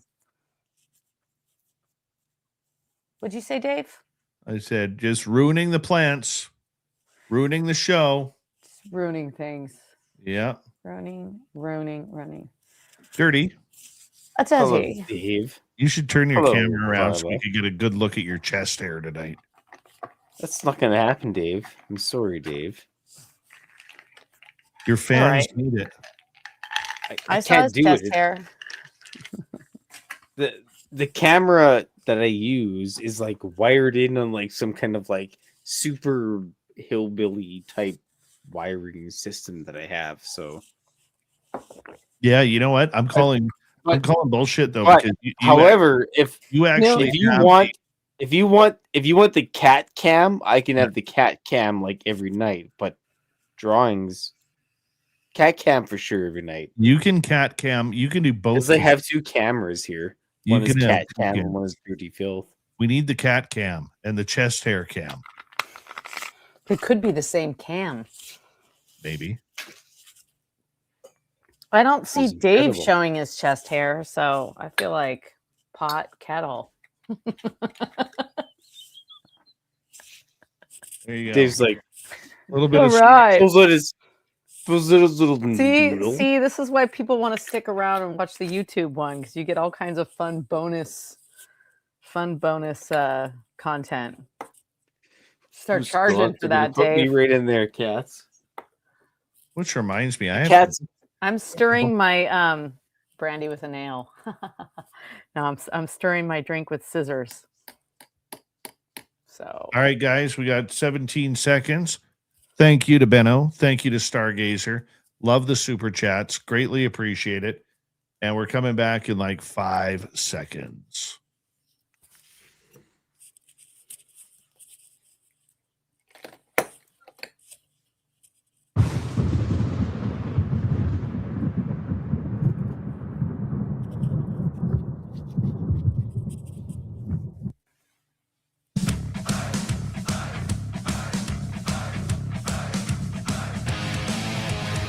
We are into the second half of Spaced Out Radio tonight. My name is Dave Scott. We greatly appreciate you tuning us on in wherever you are on this beautiful planet we call Earth. Hey, we want to remind everybody that if you missed most of this show or others, our archives are always free on YouTube or any major podcast network. Our website, spacedoutradio.com. Go check it on out. And we're all over social media as well, including X at Spaced Out Radio.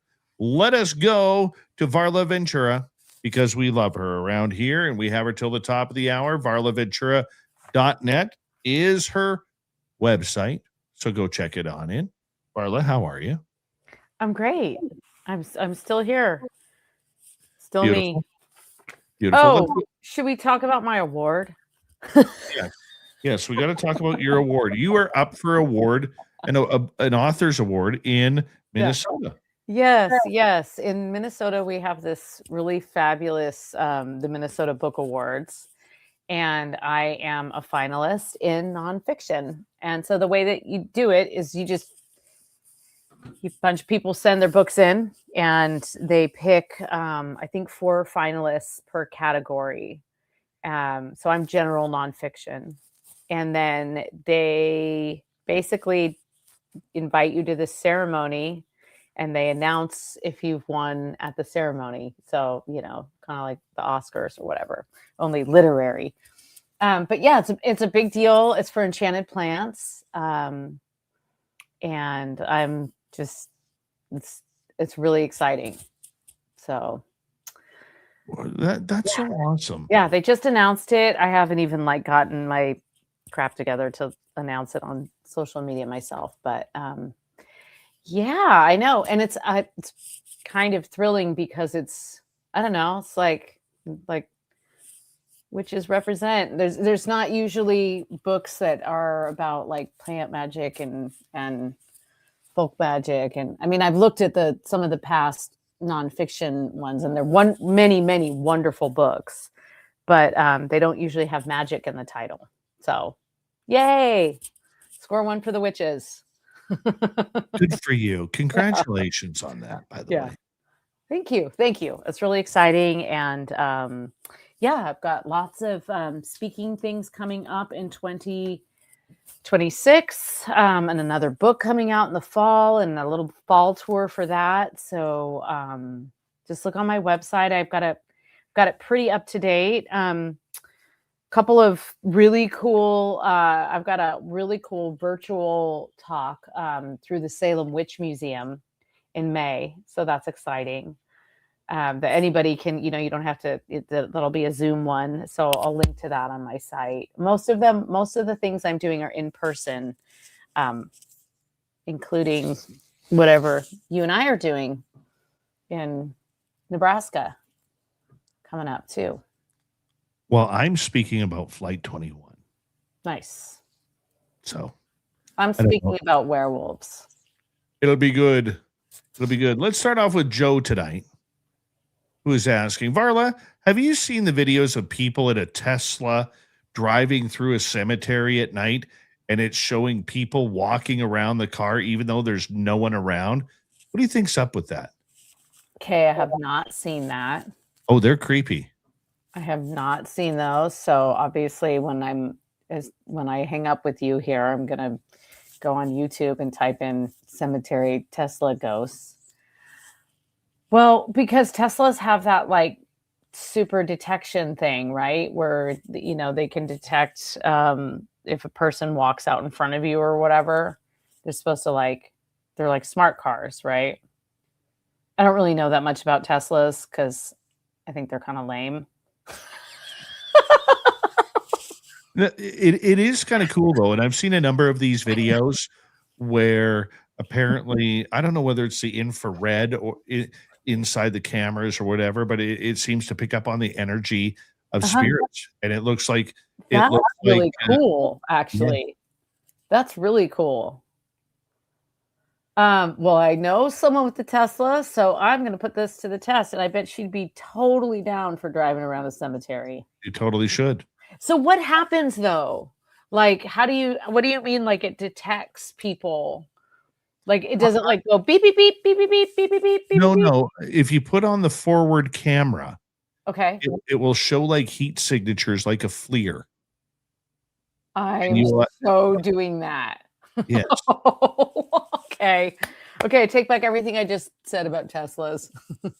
No, right? I don't. But I do know someone that would totally be down with doing that in a cemetery. Well, you got to go check it out. Fun experiment. Okay, thanks for that tip, Joe. Let's go to Marv here. Any thoughts on how or why a recently passed spirit can give someone a phone call to say goodbye? This has happened to me.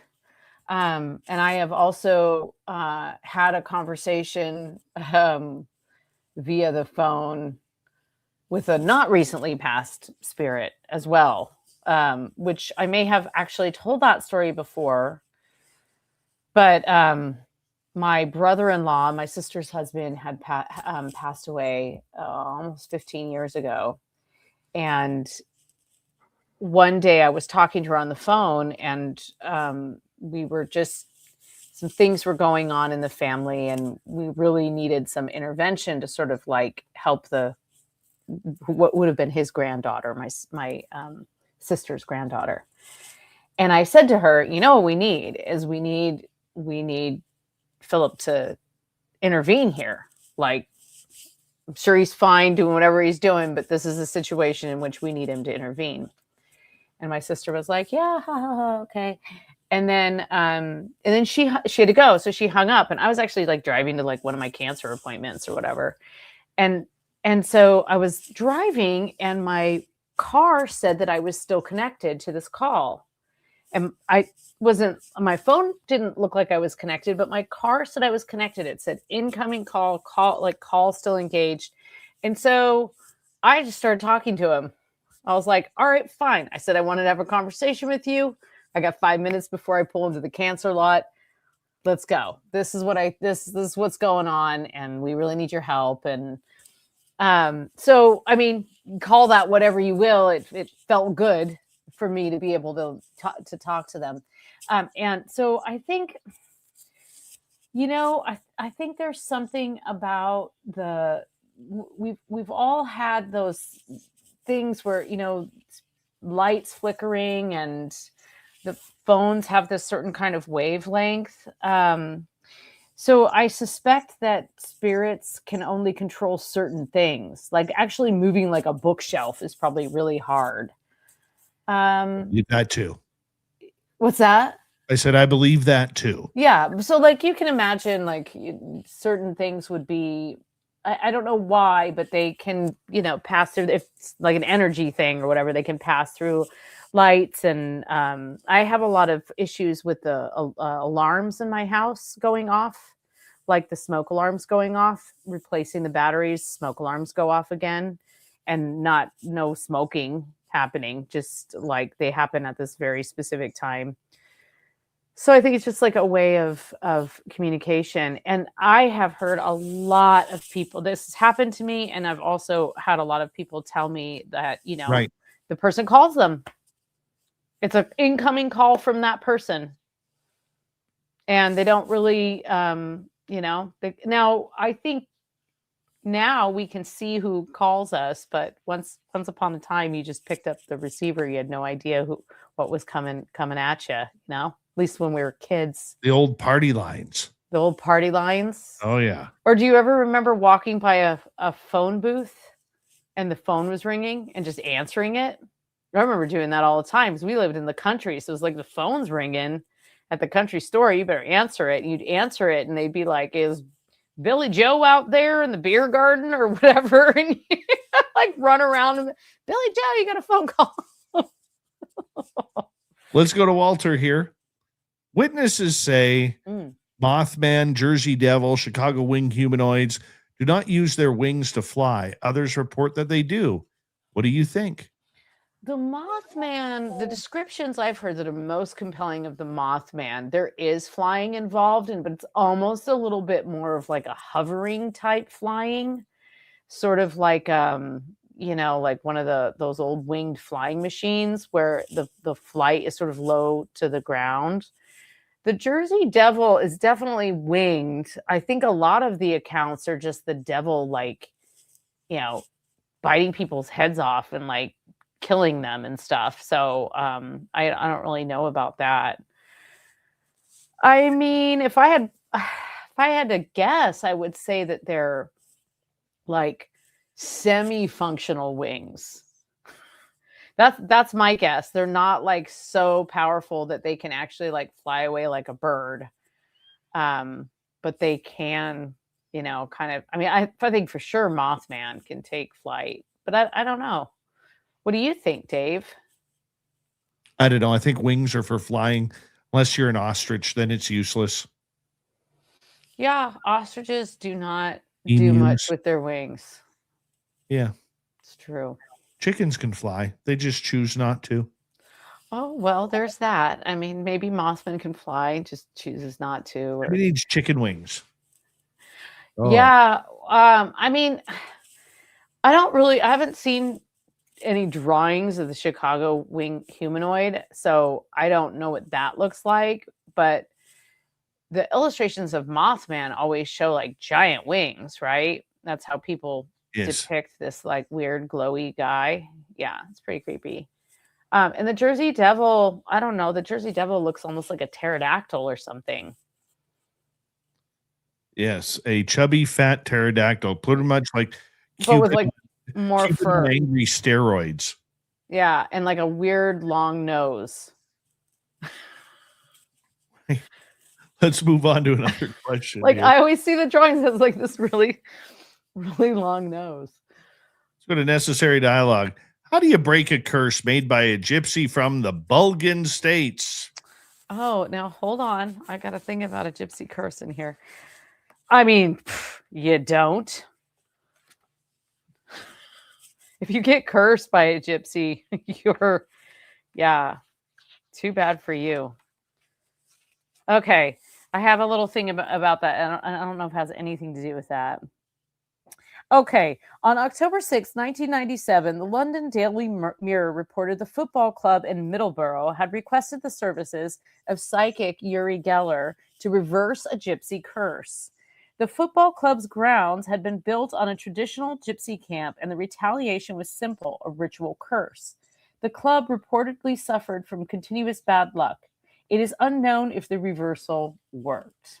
So I don't know how to break a curse.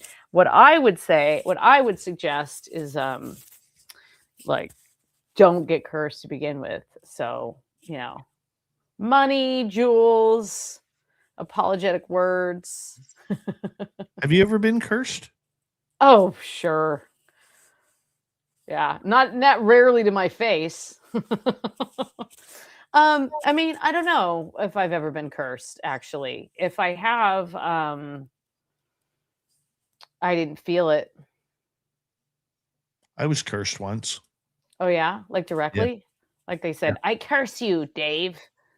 It was behind my back. Oh, People who I thought was friends. She was extremely psychic, but this was when I was just started coming out, as a learning about my paranormal guy. yeah, before I started Spaced Out Radio. And I had all of these things happening to me, and she got jealous of the attention that I was getting. Uh huh. So she cursed me to kind of get away from all of this stuff happening to her, try and take it into her so she could be the star of the show. So, how did you find out she cursed you? Uh, Because that's not something a person should her admit. her ex-fiance told me, and a friend of mine Samantha Mowat, was the one who read that it had happened. Ah, okay, okay. Yeah. And so, what'd you do? I Call used upon your witches I to used the reverse black it? salt. I did a lot of Reiki. Hmm. My partner is a Reiki master. Nice. So basically, I was sitting in my old radio studio chair. My back was killing me because of all the stress. And so she goes, and I didn't believe in any of this. And she goes, let me just see if I can work something for you. I said, fine, give it a try. I'll be open-minded. Okay. So all of a sudden I feel her touch my back. And first she's like, do you feel anything? No. She goes, okay. Do you feel anything now? No. The third time, do you feel anything? And I am screaming, get your hands off my back.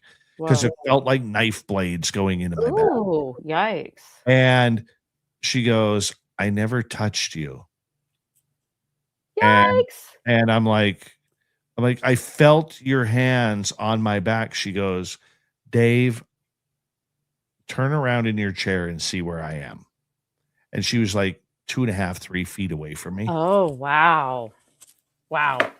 So the way she described it was that she had to pull these spiritual knives out of my back. Oh, wow. Yeah. Oh, I've never had that happen to me. Yeah. But I've I never have a protection bubble around me that my mom put on me when I was born. Well, that's a good thing. I mean, it doesn't protect me from myself. That's the one thing I've learned. But, it protects me from, general curses. It doesn't protect me from bad decisions that lead to harm. Of course. Of course. All right, we got another question here for you. This one comes from Jaquetta.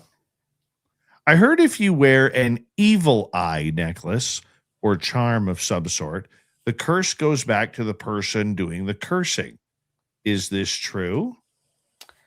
Well, the purpose of the evil eye is to repel is actually to repel the evil eye, right? So it's to keep that the evil eye being like a type of curse is to keep that at bay. I don't know if it sends the curse back to them, if it works like a mirror. I just know that it protects you. Necklace or bracelet. I have like an I don't know what you would call it. It's like a piece that goes on the wall or something. Like it's a little bit of art, but that always hangs on a window facing out in the front of my house, just to keep stuff from coming in. I like all the stuff, but I don't want the stuff harassing my kid or anything like that. So Oh, I hear you. I totally hear you. But are there any other types of crystals or some sort of idols or gemstones that can protect from curses? I think the most powerful. So I'm not a huge stone expert, but I think one of the most powerful protection, like crystals or stones of any kind, is a black obsidian. Black obsidian is can absorb negativity, keep it away from you. And black onyx will do something very similar. Any kind of like large black stone, which I think people think, oh no, this black stone is it's going to be this negative thing, but it actually like absorbs the negativity, so it stays away from you. So if you have that around you. And then I had a friend who swore by fluorite. I still have a fluorite pyramid that I kind of, move around different places in my house as needed. Fluorite's supposed to be really healing and purifying. And so I don't know if that's really protection so much, but those deep black stones certainly are. So yeah. And then, I mean, and the thing is crystals in particular absorb sort of whatever's around them. So you could use a crystal, but then what you want to do is like purify it, leave it out in moon water or, whatever, to kind of like reset it, because if you're absorbing all of this stuff with it and then you go try and use it in like healing work or something, this just doesn't really like work that way. Crystals act more of like a magnifier of whatever's around. That's why the black is it absorbs things. So I would use that. Hematite's good for protection. Another dark, shiny stone. And actually, that's really good for protection because it's got the reflective element to it where, like, you can use mirrors for protection as well.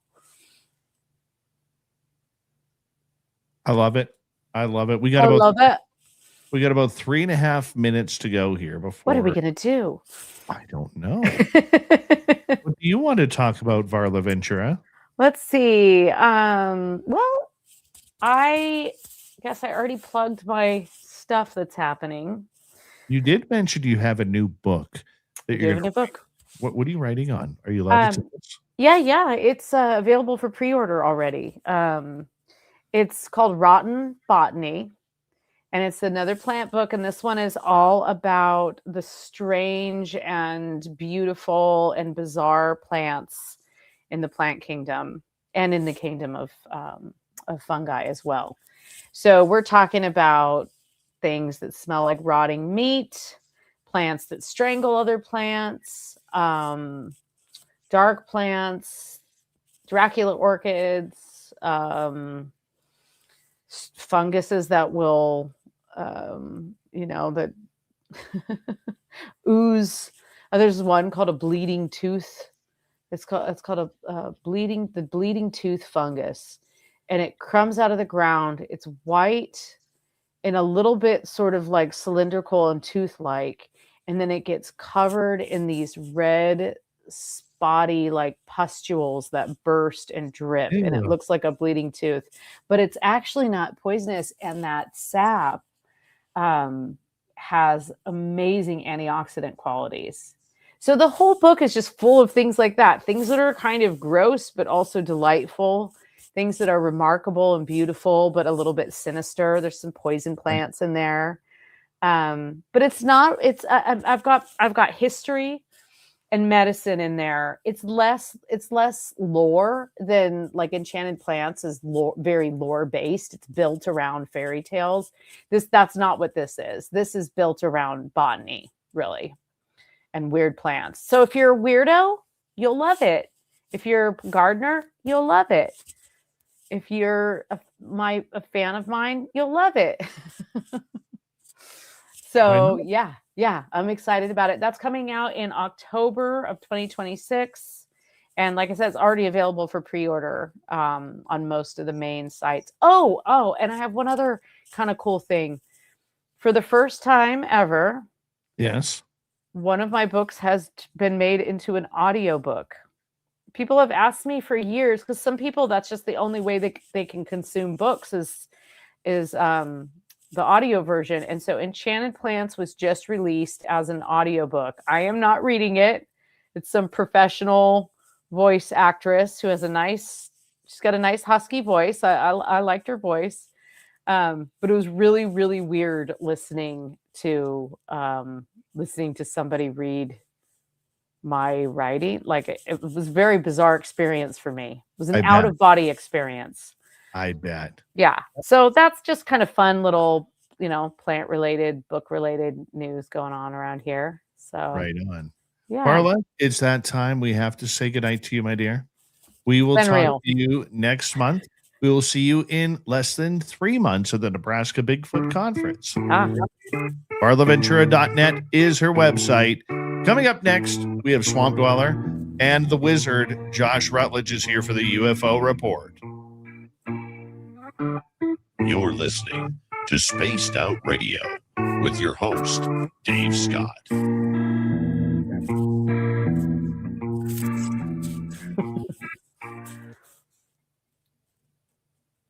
Yep.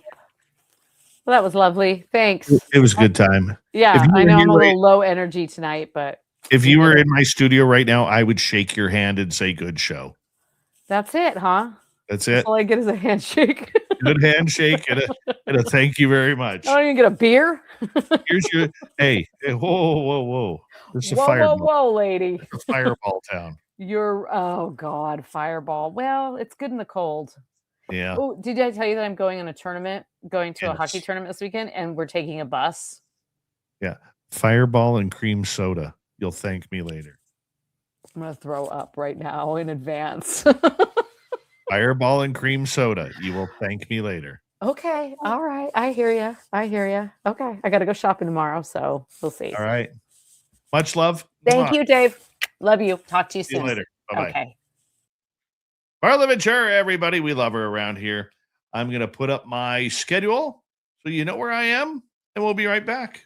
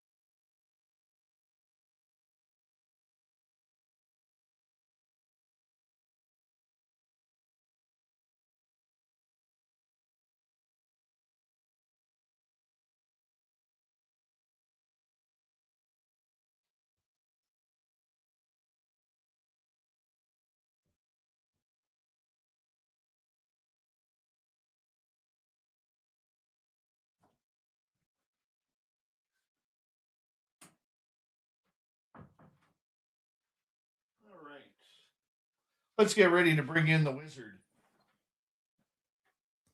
Turn that off. And let's bring him on in.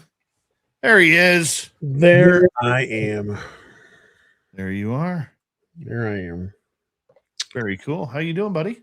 I'm doing great, man. Doing great. It's almost the weekend. Going to a friend's house tomorrow night to look at the stars and sit around the campfire.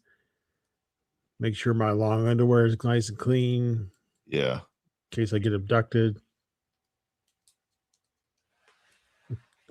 Well, I hope you don't, because we're going to need you for Monday night. Yeah. Well, they'll bring me back before then. Yeah. It's a short trip. Well, all I can say is let's hope that it's a fun trip if you do go, buddy. I appreciate that. Yeah, man. How's the fam? Fame is doing well. One daughter has a playoff game on Saturday. Hoping that she does well. I don't really necessarily care if the team wins. I just want to make sure that she enjoys herself and feels like she gets something out of the sport. So That's good. That's good.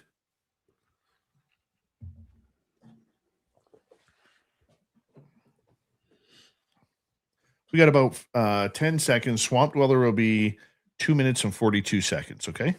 okay. All right. And here we go, buddy.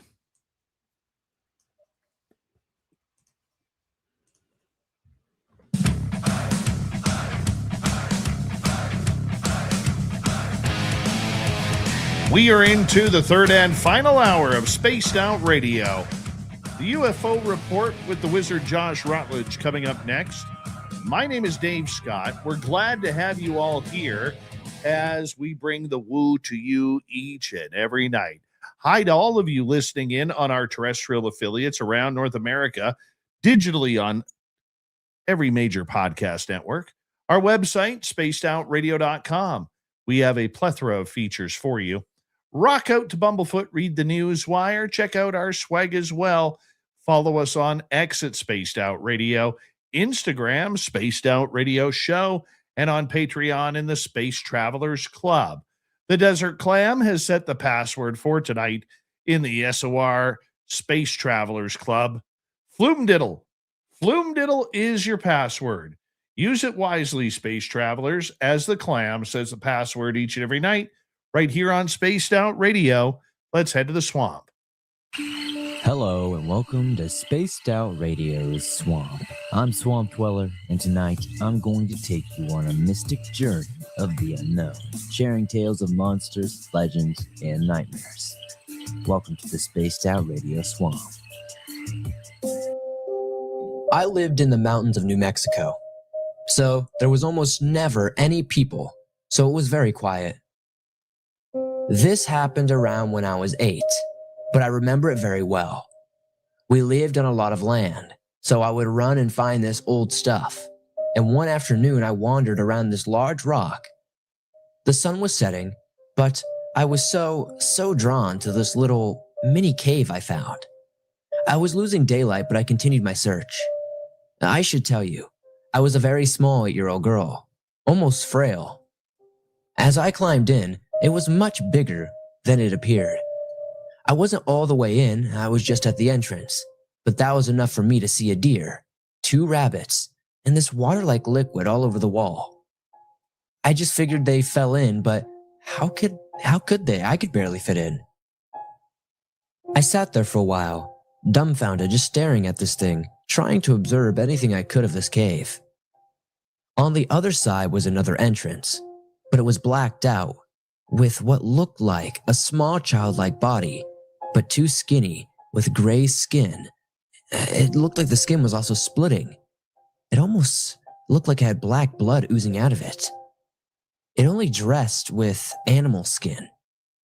I started to try and leave, but then suddenly, it started to rip something. I was trembling. I could hear this thing ripping apart what sounded like an animal. Terrified, but I just couldn't help but look. It just somehow commanded my attention.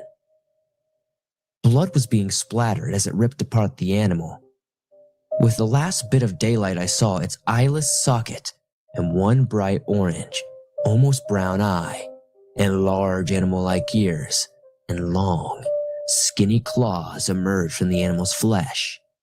It scrambled out and ran back home. I looked back, but the cave was covered with the rocks, but I continued running. When I got home, I didn't tell my mom or my dad, thinking they wouldn't believe me. I live in Colorado now, and I miss the mountains, but not the ones in New Mexico. I still remember the gray skin, the orange eye. But note this, I'm half Native American, so that leaves a few things that this thing could have been. Some people are under the assumption it was a skinwalker. Me, I'm not entirely sure. Maybe somebody in the comments will let me know. I know my story was kind of short, but thank you for sharing it anyway, Swamp. Thank you, Swampy, for another great story. If you want more just like that, head on over to YouTube, type in Swamp Dweller, hit subscribe, ring that bell. Thousands of stories for your entertainment each and every day and night. From the swamp to the stars, we bring in the wizard. Josh Rutledge, here's the UFO report.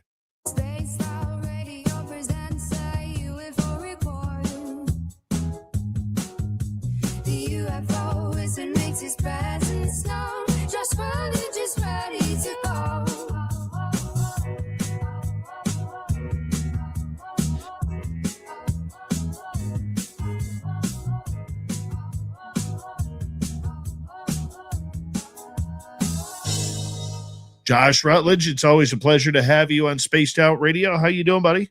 I'm doing fantastic. Wonderful. Wonderful. That's good news. That is very good news. It's better than not being fantastic, I guess. Right? Right? It is. That is a good thing. That is a very good thing, my man. So I wanted to real quick about the Swamp Dweller, what we just heard. There's a researcher named Sue Walker who lives in Albuquerque, New Mexico, right? Who apparently has telepathic communication with a species of extraterrestrial that reside within the Sandia mountain range. Really? I've had her on the show, I think probably 6-7 years ago. Yeah. When she first came out, I had her on the show. I've been to her house and got a really cool little card with a picture on it. Let's see if it's in here. Nope, I must have moved it. Yeah, here it is. So this is like one of her paintings that she did of the Ponti. That's what she calls them, the Ponti. This is supposed to be like 2001 Space Odyssey type painting. But yeah, it's pretty cool. She's got a lot of stuff. Bigfoot. She's got like some paintings that she did of smaller, like Bigfoot-esque, but small, like maybe no more than like 1.5 to 2 feet tall. So it's just interesting that the Swamp Dweller story was a gray thing in the mountains in New Mexico. Makes me wonder if it's the Ponti. Could very well be, my man. Could very well be. There's all sorts of mysterious creatures out there. It really is a matter of trying to figure out what they are, who they are, and what they're doing here. That's true. That's very, and as humans, it's something we love to do. Catalog and categorize things. Very true. Very, very true, my man. All right. What do you got for us tonight? Yeah. So, there's a little bit of drama. Let me back up. Is there ever a time when there's not drama in the UFO community? It's ridiculous. Like, I even think about 20 or 30 years ago, before social media is what it is, there probably was still drama You just had to write letters or read about it in, various UFO journals or zines. But so on SpaceX, sorry, not on SpaceX, on an X space, which is like the hangout thing on X, if you're not familiar with it. Basically like an impromptu conference call, if you will, where you can join in and listen, and sometimes you can actually be promoted to speaker and you can speak. So in one of these spaces, it had people like Red Panda Koala and like Patrick from Vetted was in there, and a bunch of other folks. And Ron James, who's a filmmaker, he made The Accidental Truth, and I believe there's a sequel to that coming out later this year, also called Accidental Truth, but there's an extra little piece at the end, and I can't remember what it is right now off the top of my head. But he basically, in that X space, he calls out Lou Elizondo, and he says, in his opinion, this is Ron James's opinion, based on people who have come forward that he trusts. He says Lou Elizondo never stopped working. He faked his retirement from the government, and he is still doing disinformation. And like every time he shows a fake UFO photo that everybody jumps on, it's like, oh, it's a chandelier, or oh, it's crop circles, not crop, but like irrigation circles. That he's doing that to distract people from like relevant information that would have come forward in the same event where he presented that photo. But instead, everybody jumps on the photo, and that's all they talk about, and they miss all the other information. And there's a really good example of this, like the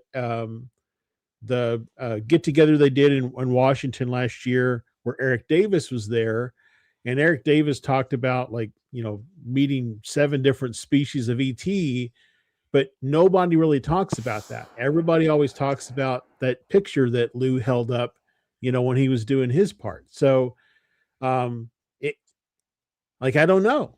Now I'm starting to question if Lou is somehow either, knowingly or unknowingly serving as some sort of a disinformation agent when it comes to, I don't want to say disclosure, but just UAP related information or UFO related information. I don't want to, get into the whole conversation about UAP versus UFO, but UFO related activity. I wasn't going there tonight with you, Captain UAP. I wasn't going there. Right. But I will say this, that we really, really need to all take a step back, because we have polarized these figures.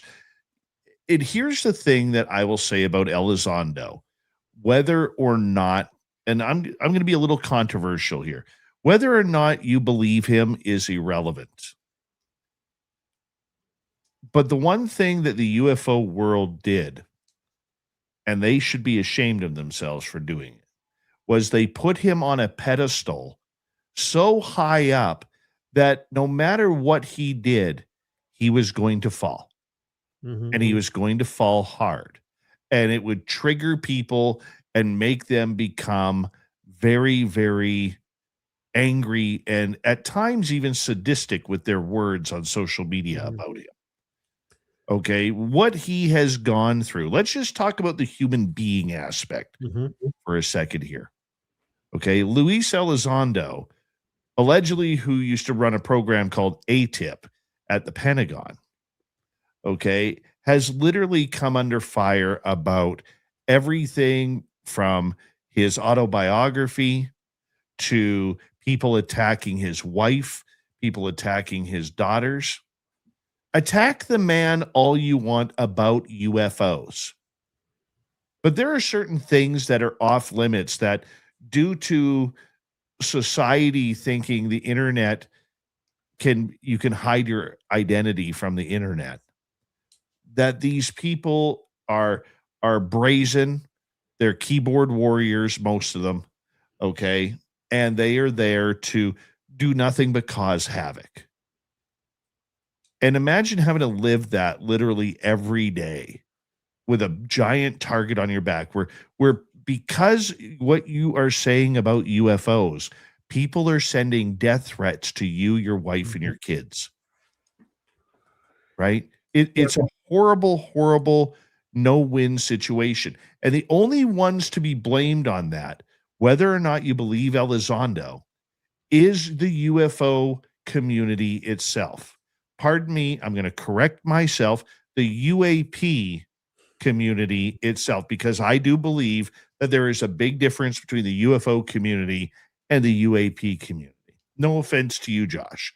Okay. There are good people in both. There are rotten apples in both.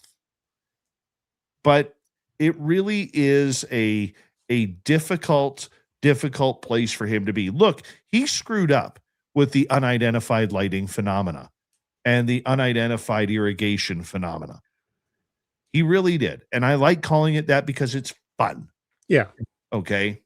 But at no point in my critique of Lou Elizondo would I sit there and say, you know, Lou's wife, Jennifer, is not a nice woman.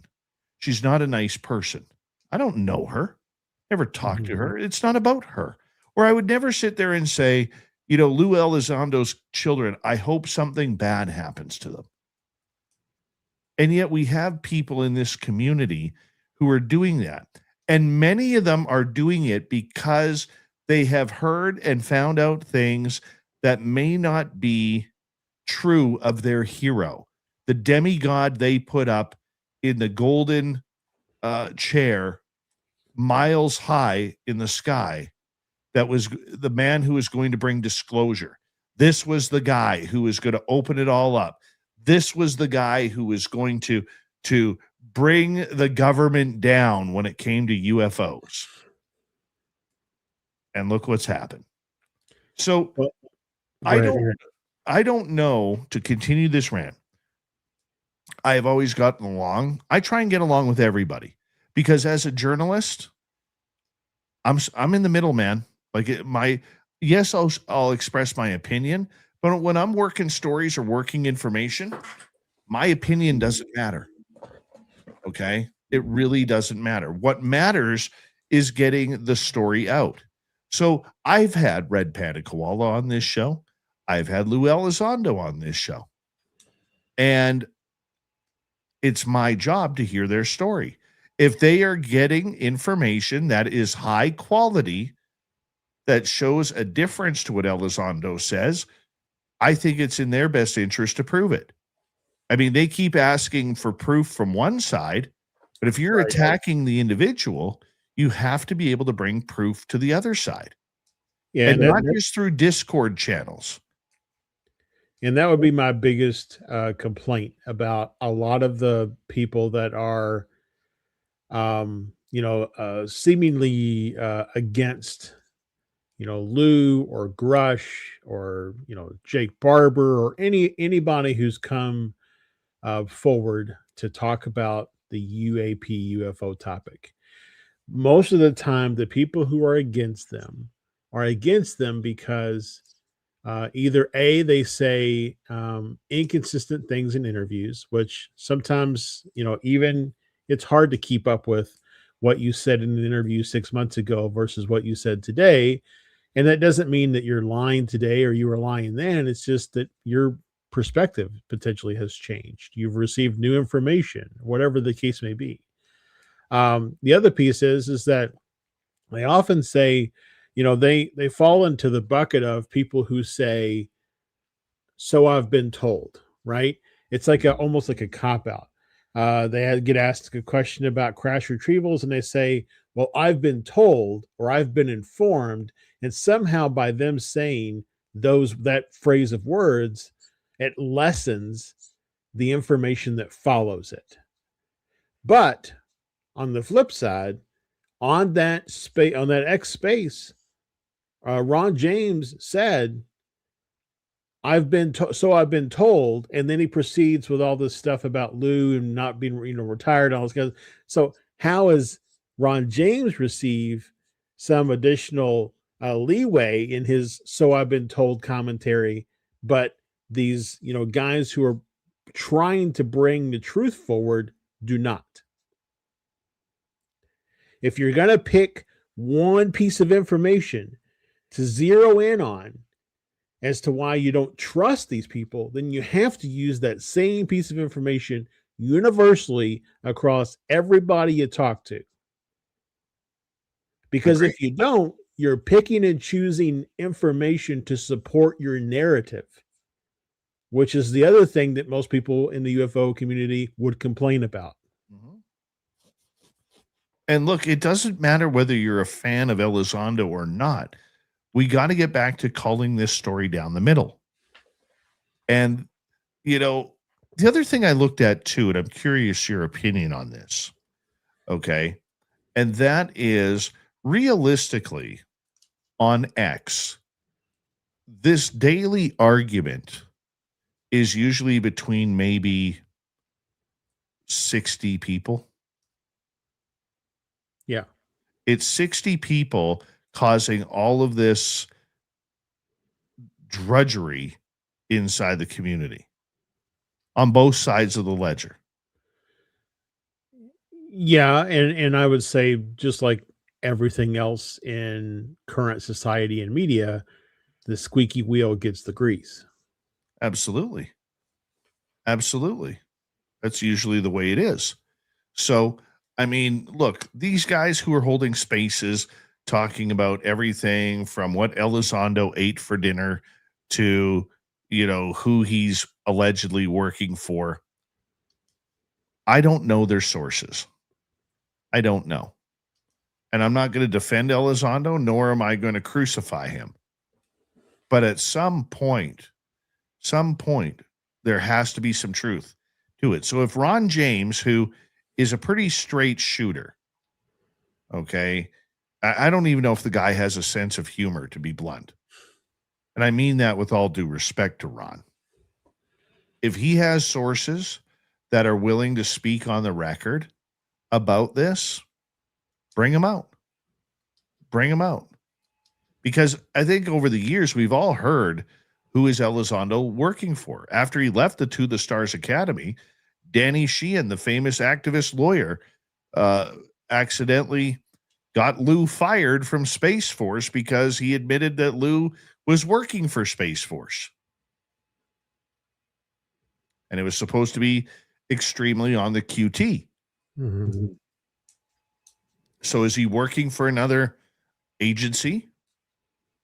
Three-letter, four-letter, who knows? Until Elizondo comes out and admits it, or one of his bosses does, it really is something else. But how many letters are in Bigelow? ask 5. Bigelow Advanced Aerospace Space Systems. Right? You have 5 in there. We got about a minute and a half to go here before we have to go to break. Josh Rutledge of the UFO Report. We're talking about Lou Elizondo, and Ron James out of MUFON, who's also a movie documentarian, says he has a source saying that Elizondo is a disinformation agent. How do you feel about that, Josh?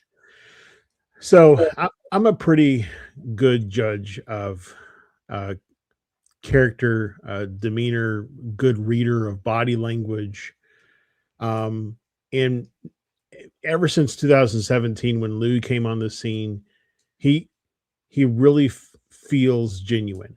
I even went so far as to download a recent interview that he did with Jillian Michaels, which I don't know how he ended up doing her show, but with Jillian Michaels. And I took all of his parts and I ran them through AI, and I said, use, common body language, facial movement, methodologies to determine if this individual is telling the truth.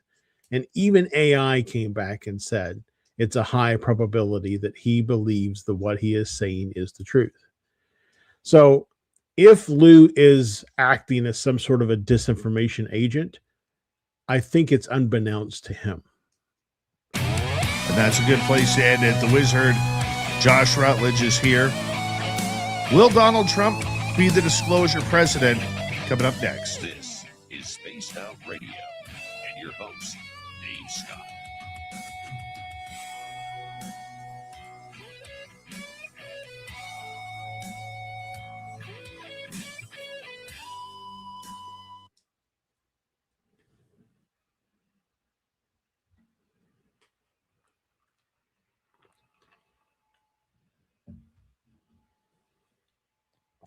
All right, I'm going to try something here, Josh.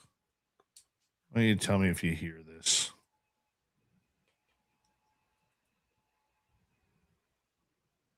Where are we here? Right there.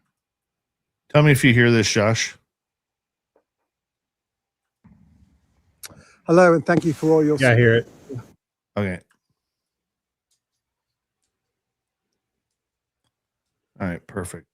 And it's not making that other weird noise that it usually makes. So Good. All right.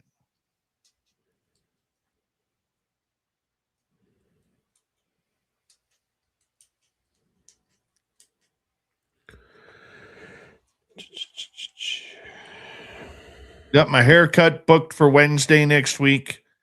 Beard trim. do you go to an actual barber? Yeah. Do you? Okay. I was like a Great Clips guy, which is like, like a discount haircut place. I don't know if they have them in Canada or not. Yes, we do. But I was a Great Clips guy for, like most of my adult life because it's cheap, and I get a very simple cut. But then a barber shop opened up not too far from me, and I decided to give them a try. And I will never go to a discount. I will wait until I can get back into the barber before I, it's just it's night and day. So plus, like, I just randomly picked the barber that was available, and in my first haircut with him, found out, or rather, he found out that I was, into UFOs and stuff.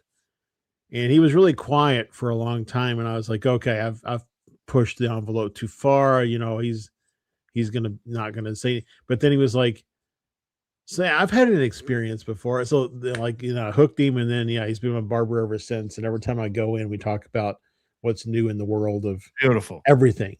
So everything UFO related. My guy is he's a barber for a number of years. He's also a preacher at one of the local churches, and he's also a Canadian Armed Forces veteran as well. So he's been there, done that, and he built his barber shop just because he felt it's what he needed to do. But he went really old school with it. Like, there's a record player in there. Mhm. There's, like, both his barber chairs are over 100 years old. It's got the spinning. What do they call that thing? The barbers. Like the red and white thing. Yeah, the red, white, blue. I don't even know what those are called. Excuse me. My brain not braining right now. Barber pole or whatever it is. Barber pole? I don't know. I don't know. That sounds like it could be it. It could be that simple. I remember hearing a story once about the original meaning of the barber pole. And because like barbers used to be dentists, Yeah. like before dentistry was a regular thing, barbers were dentists. And so the barber pole was to indicate that like they did both things. Apparently, I'm disappointing once over with Kaylee because she's telling me to brain more. Damn it, Dave. Brain up. Brain more. My goodness. I will, Kaylee. Yeah. I mean, I know you went to the store to buy some Brain More cereal and instead you bought Brand More and now you can't leave the bathroom.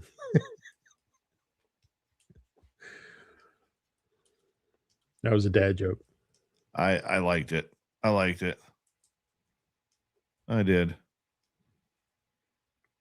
We got about 45 seconds here. Okay. All right. Yeah, I got it wrong. It wasn't dentistry. It was where surgery was practiced. If you had a barber pole with the red and the white, that was to identify those barbershops where surgery was practiced. So imagine going to your barber, you get a trim, and then you go in for surgery. Yep. We're just going to lop off a finger here. Right.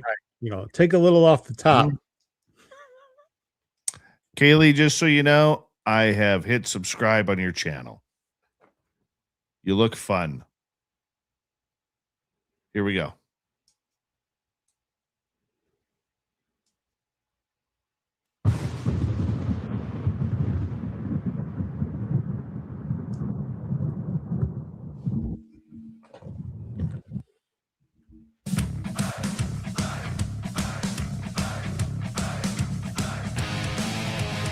All right, here comes the final half hour of Spaced Out Radio. My name is Dave Scott. Thank you very much for tuning us on in as we rock and roll into the UFO report with the wizard, Josh Rutledge. Before we bring him on, our archives are always free on YouTube, so make sure you check them on out, as well as any major podcast network. Our website, spacedoutradio.com. There's no ugly swag there in our store. Trust me on that. There's nothing ugly. Nothing at all. Follow us on X at Spaced Out Radio, Instagram at Spaced Out Radio Show, and on Patreon in the Space Travelers Club. Here comes the wizard, Josh Rutledge, and the UFO report.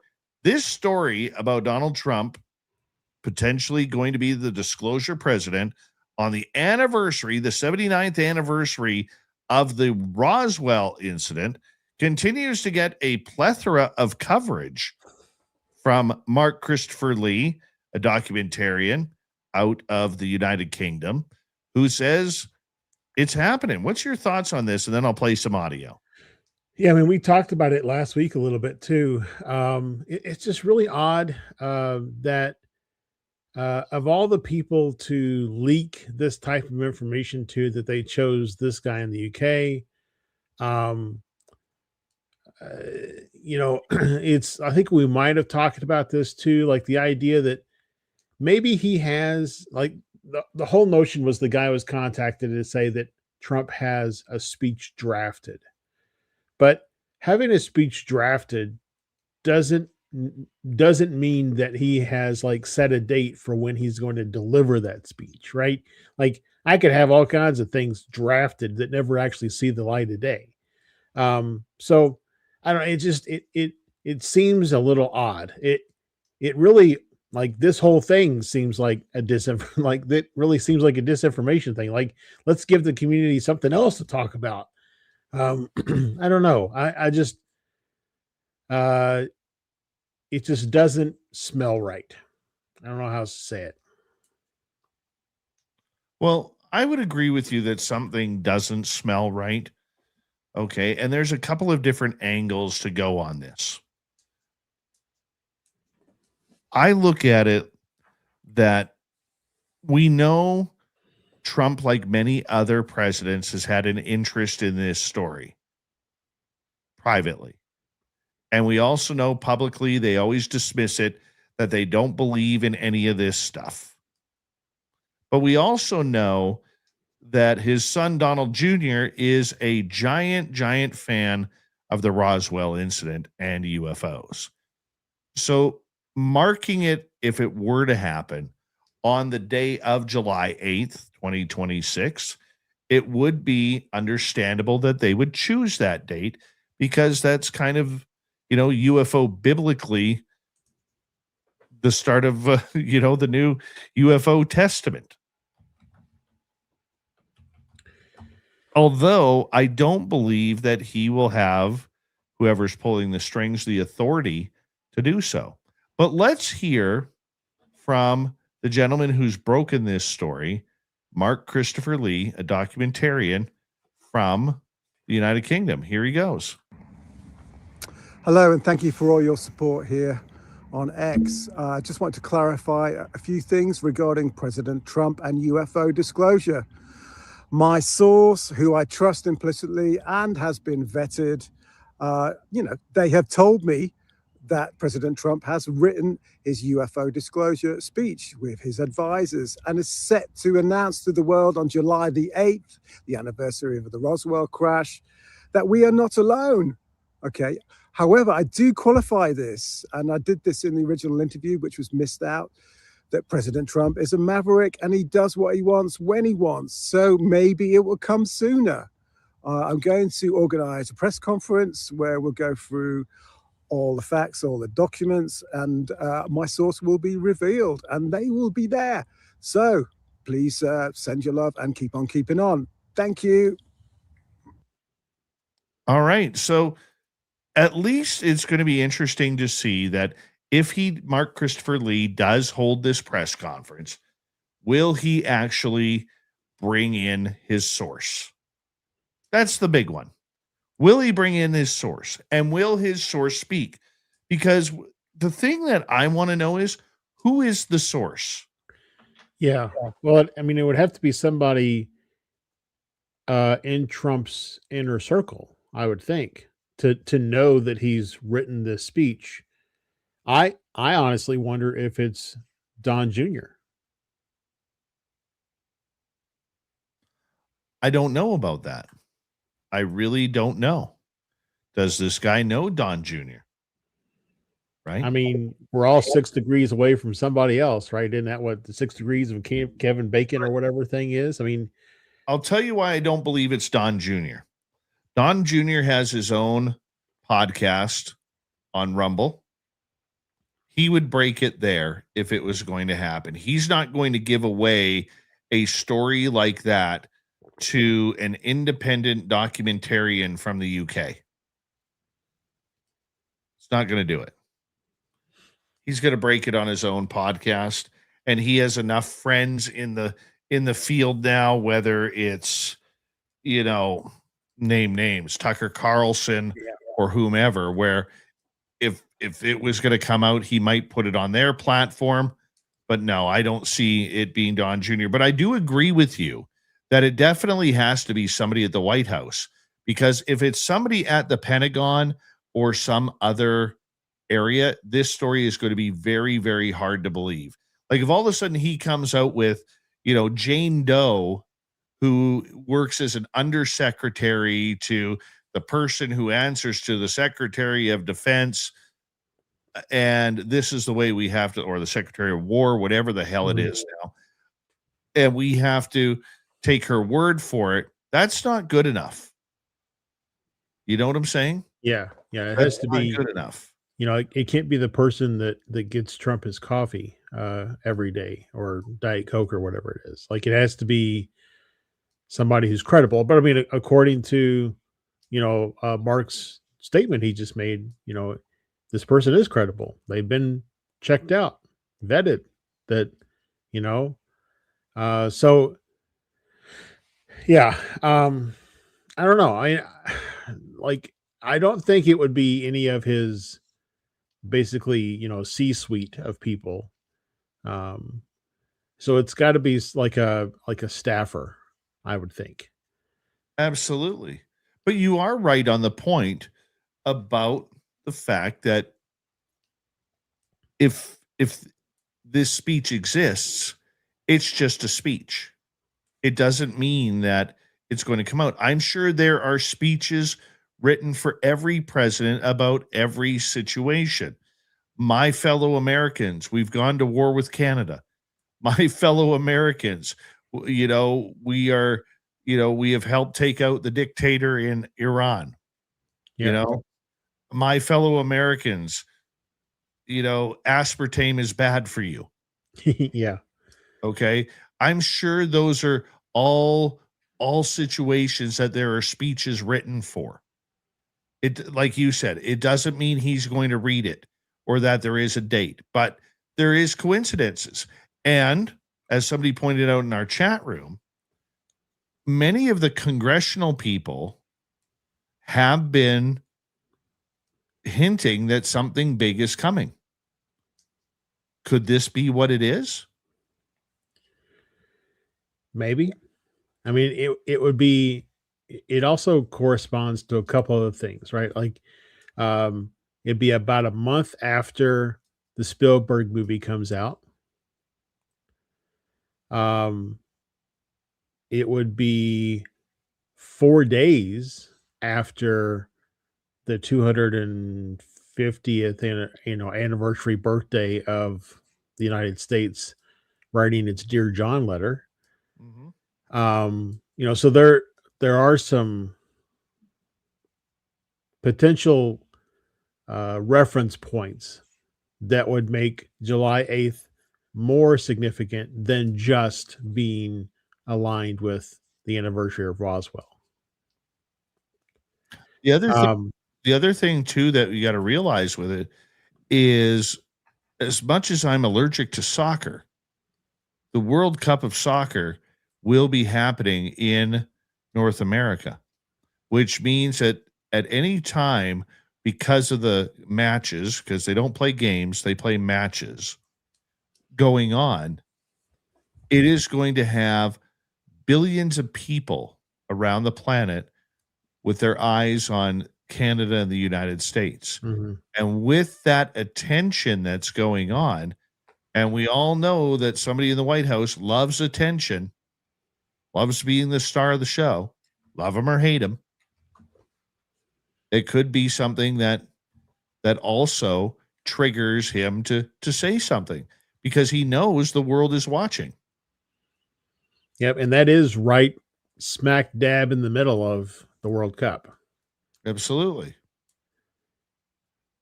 So yeah, I don't know. I mean, it'll be interesting to see if this documentarian, does he actually put together a press conference with all the documents like he says?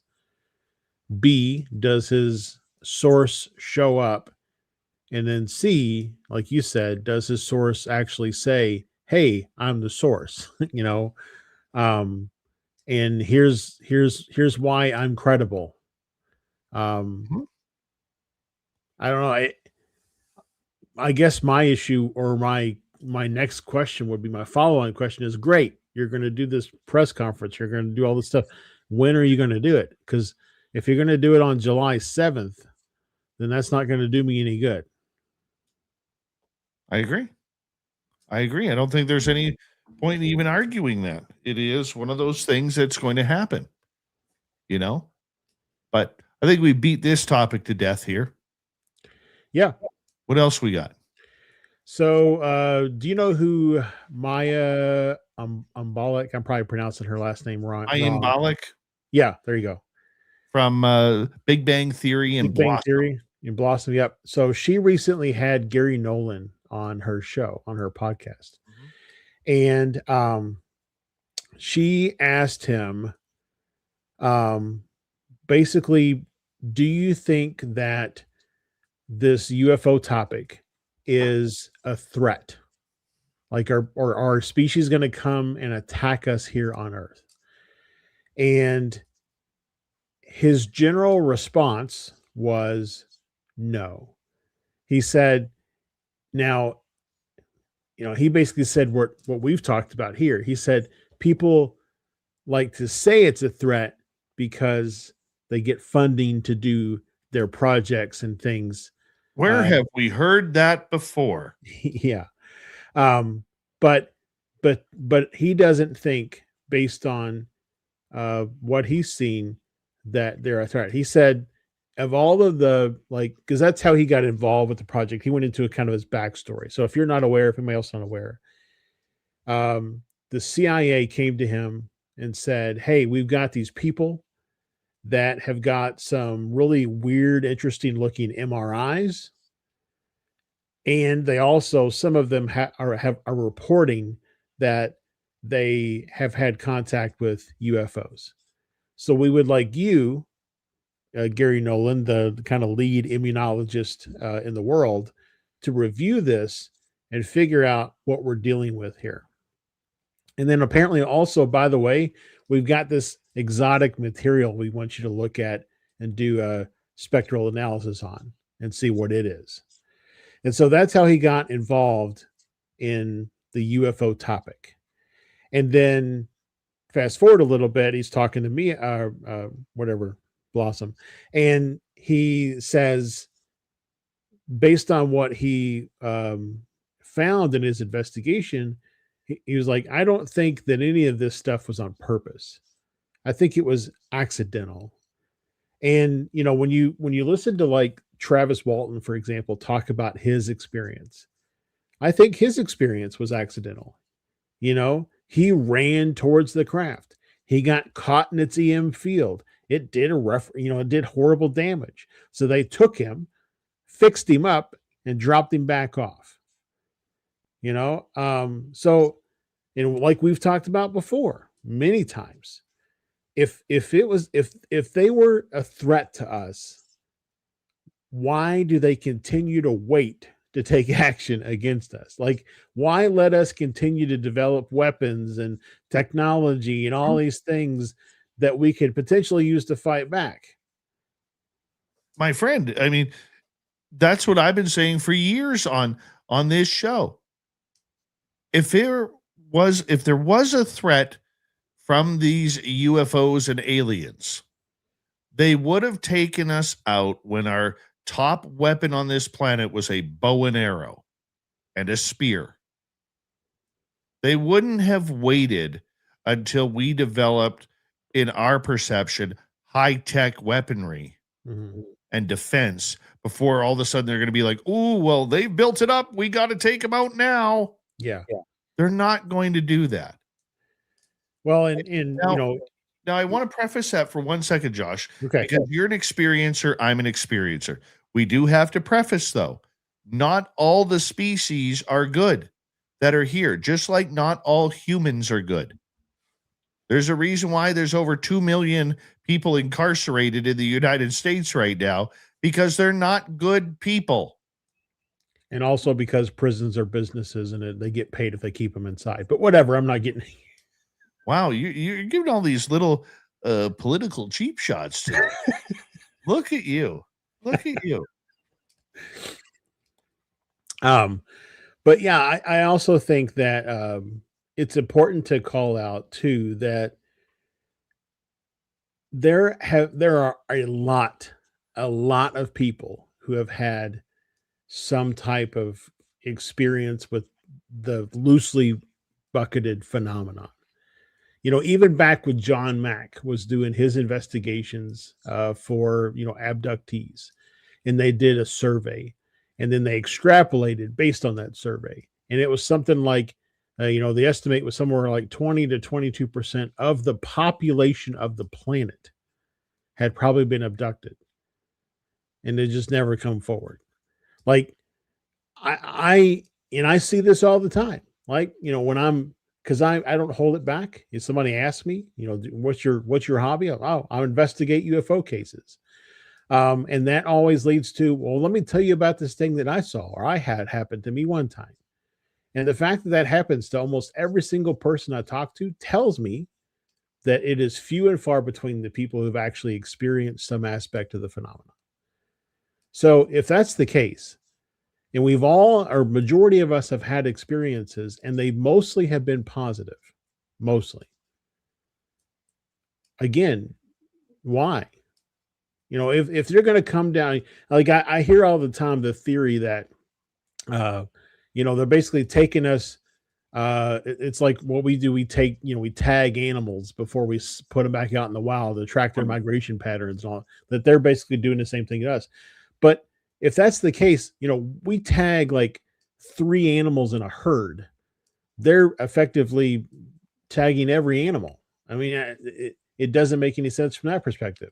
Now, there's the whole also issue of we tend to think about, because we're human, we think about how other things would behave as if they were human, but they're not human. And so, they may have completely alternative reasons that we just can never really think about or postulate because we're not them.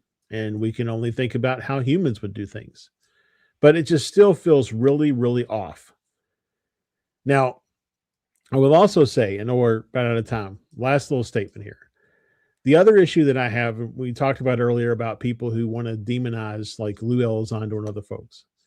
The other issue that I have with all these people is they misrepresent the information, right? Most of them, I think, know that the threat narrative that is proposed by Congress is done so for the purposes of funding.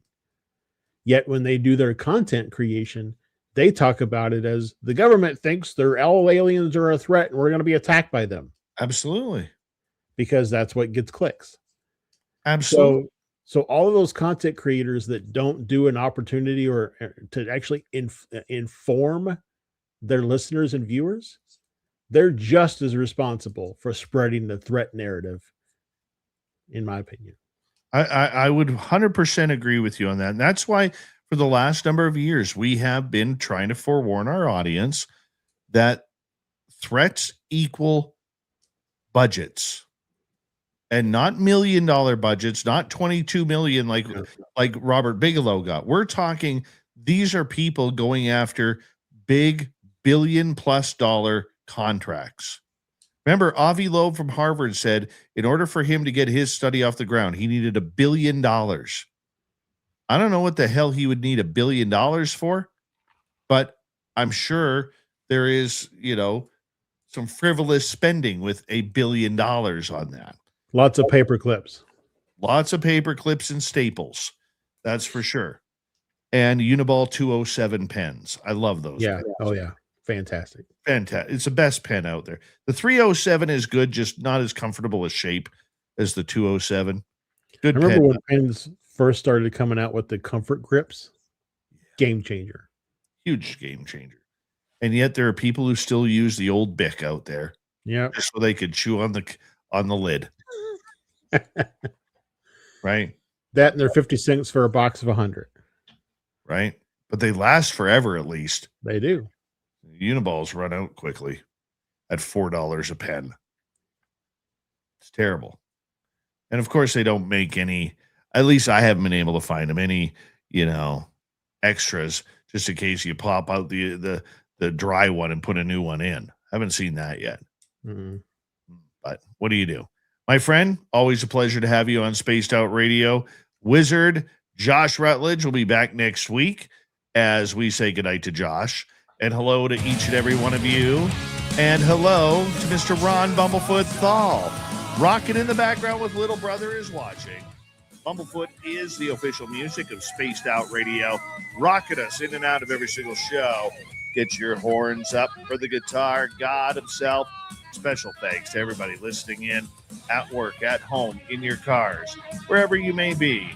Thank you to everyone in our chat rooms tonight. YouTube, Twitch, LGAB, Facebook, Spreaker, LinkedIn, Space Travelers Club, and on X at hashtag Spaced Out Radio.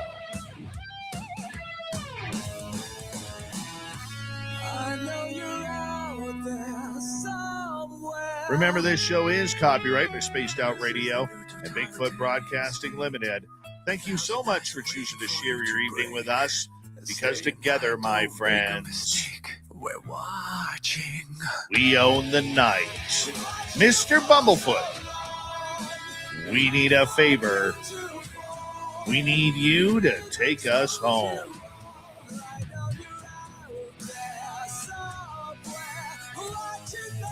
Yes, the Woo train has docked for the night, but soon, my friends, we shall ride again.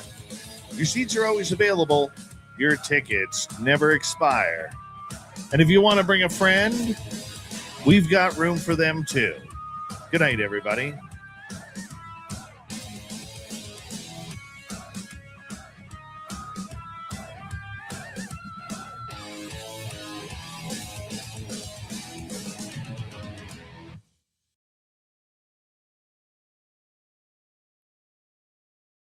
Good job, Wizard.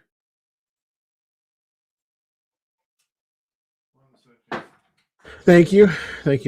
I also want to correct something that I said for anybody who's listening on YouTube. I said 22% was the estimate based on that study that was done, but it's actually it's around 2.5%. So I'm very sorry about that estimate. Everybody should hopefully feel more at ease now. So what it was is I'm gonna put it in the chat for the YouTube channel if anybody is curious. But it was a study done, and they estimated around 4 million Americans had been abducted. So that's, if you take it across the American population in 1991, it's closer to like 2.5%. But you could extrapolate that potentially to the world and you get a higher number, but obviously there's more population in the world. So I just wanted to take a moment and say I was wrong in my percentage delivery, and now the correct information is in chat. Good job, Wizard. Good job. OnlyFans Marco, how you doing? What a great name, OnlyFans Marco.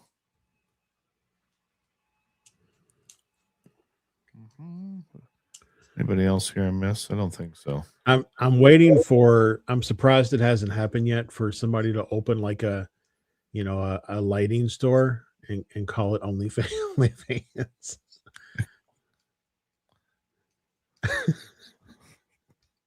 Hey, quickly, by the way, I think we're having to change our dates for Vegas. Okay. And the reason why is that weekend is Memorial Day weekend. Yeah. And the hotel prices have literally doubled. So just get a large Airbnb mansion somewhere that everybody stay together. Right. Whatever. We can do whatever. So just let the beard of knowledge know.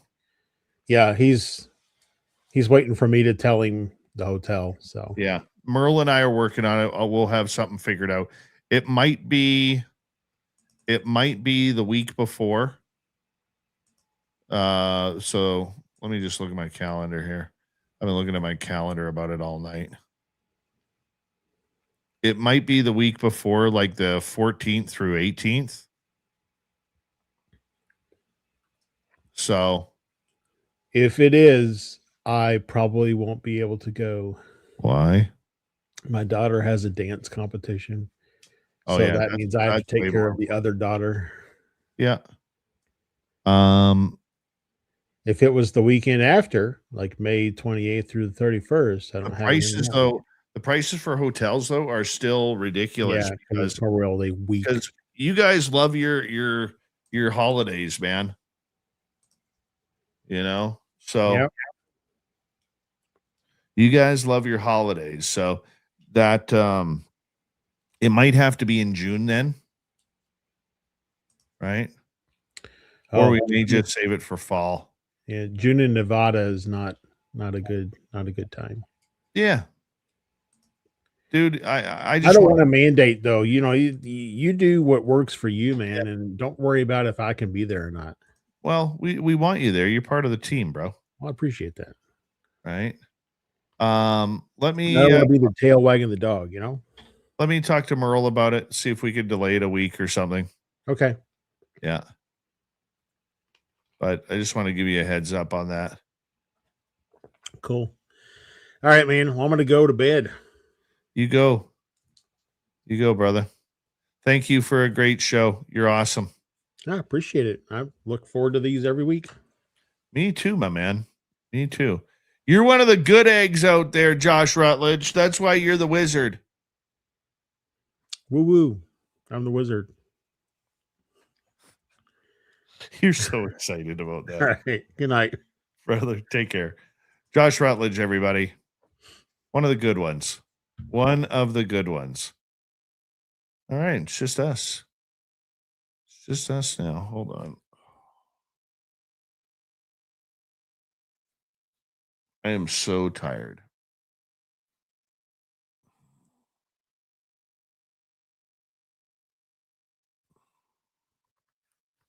There we go.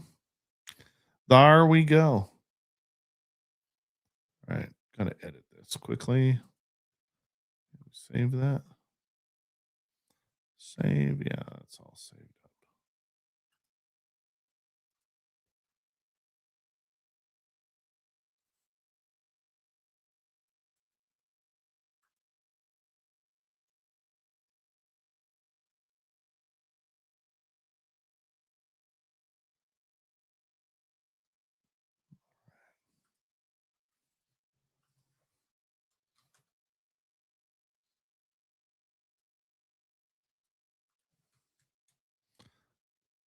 How'd you guys like tonight's show? Varla's hilarious. She just makes me laugh.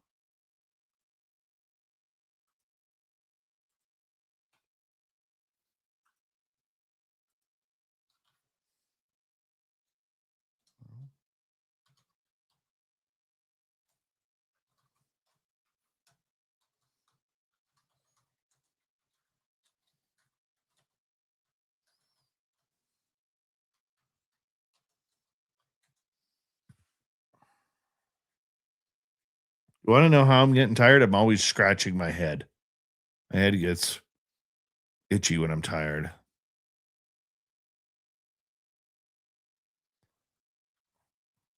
You want to know more about our content? I'm here 5 days a week. I'm a hybrid of a live radio show, YouTube channel, and a recorded podcast or live to tape podcast. So that's what I do.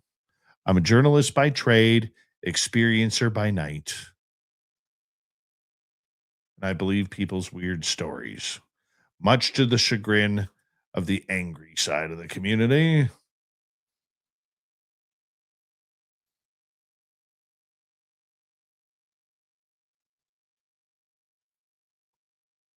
Joseph Richard said, "Thank you, buddy." Tankella, how are you? What kind of mic do I have? I have a Shure SB7. Is it SB7? Yeah.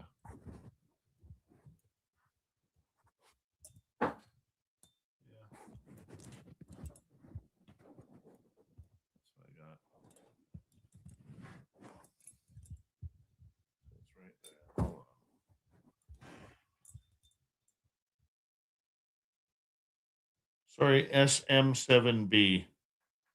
SM7B.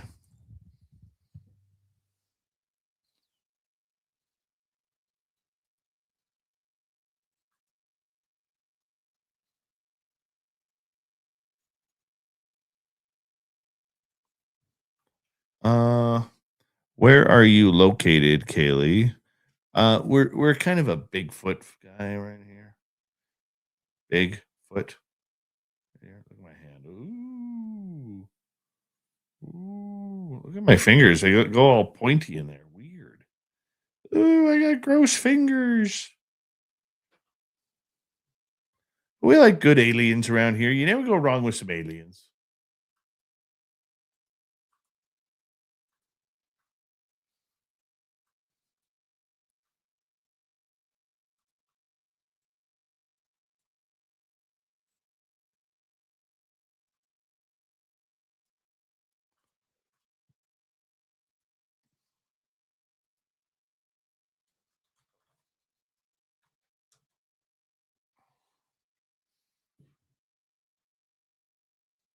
These microphones, knock on wood, they are like indestructible. They really are. As long as you change your foam and you get good foam, not too thick foam, but good foam, it sounds really good. Otherwise, you sound like this. Yeah. Nobody wants a radio star that sounds like this. It's true.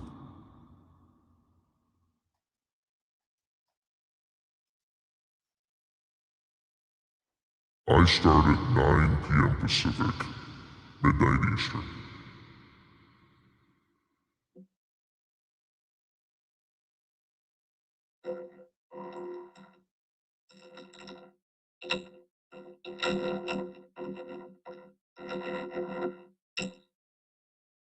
Hello, everybody.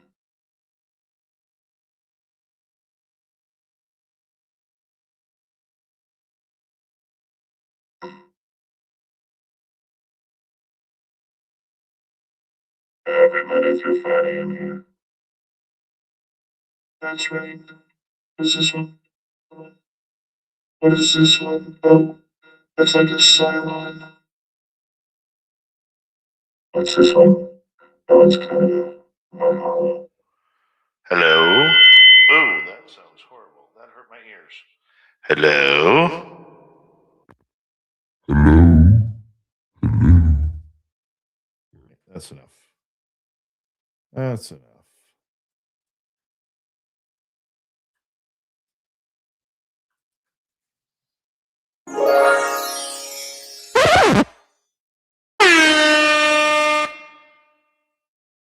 I use a Rode Procaster 2. The thing is phenomenal. Let me show you here. Hold on. Oop. Wrong button.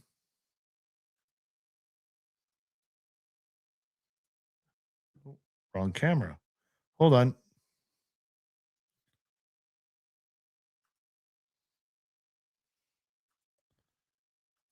Camera. That camera.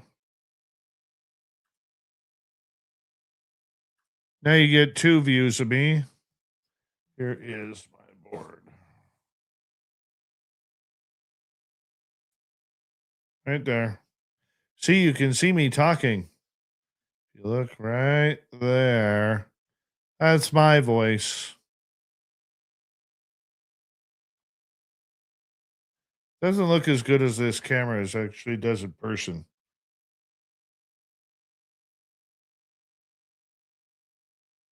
So, yeah.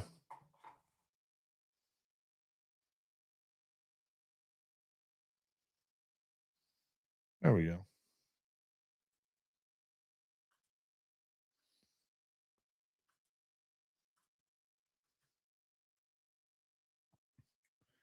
Oh, what is this? What is this orange?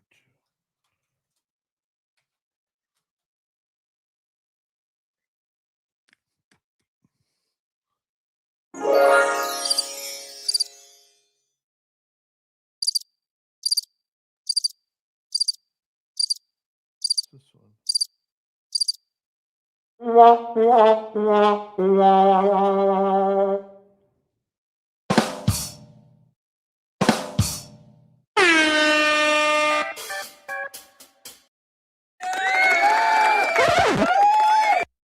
I just have so much fun with this. Get to work, Dave. Get to work. You got things you need to do, man. Let's go there. Is that it? Maybe there. Copy.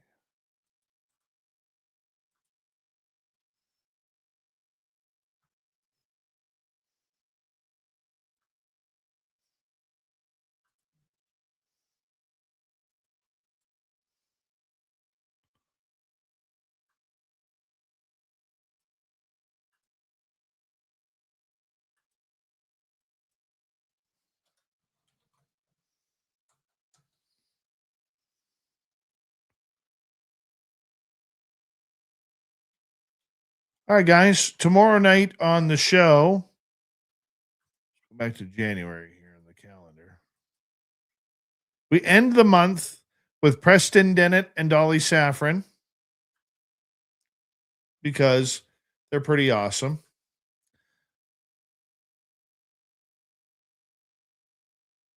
And then remember, Monday night, I'm bringing back Teddy Hadiiska because you guys wanted a Q&A with her about the Dyatlov Pass. So she's going to join us, talk to all of you about the Dyatlov Pass, take questions. We're going to go questions like literally right from the beginning. Right from the beginning.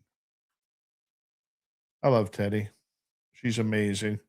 She's so smart. Thank you tonight to our super chatters, Benno and Stargazer. Greatly appreciate you guys for your love and support. If you haven't yet, please give us a thumbs up. Hope we earned it. If not, give us a thumbs up. And leave me a comment. Tell me how you felt about tonight's show, what you thought about curses, what you thought about superstitions. What are your superstitions? That's what I want to know. I'm going to put that actually up in our community right now. I want to know your superstitions. That's what I'm going to type in here. I want to know them. So make sure. I'm going to put it in capital letters. I want to know your superstitions? Telling me. All right, there we go. That's up there now. You guys have a great night. I will see you all tomorrow. And Kaylee, thank you for the nice comments.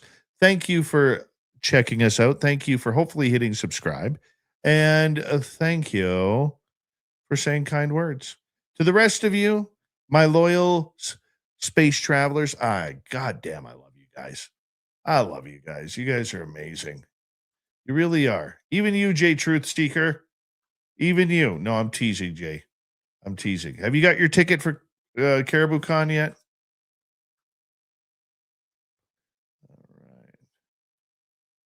All right. Always looking to do collaborations. So make sure you check it on out. Always willing. Good people that way.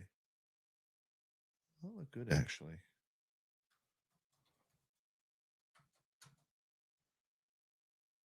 All right. We'll see you tomorrow night, everyone. Much love. And don't forget to chew your food. Talk soon.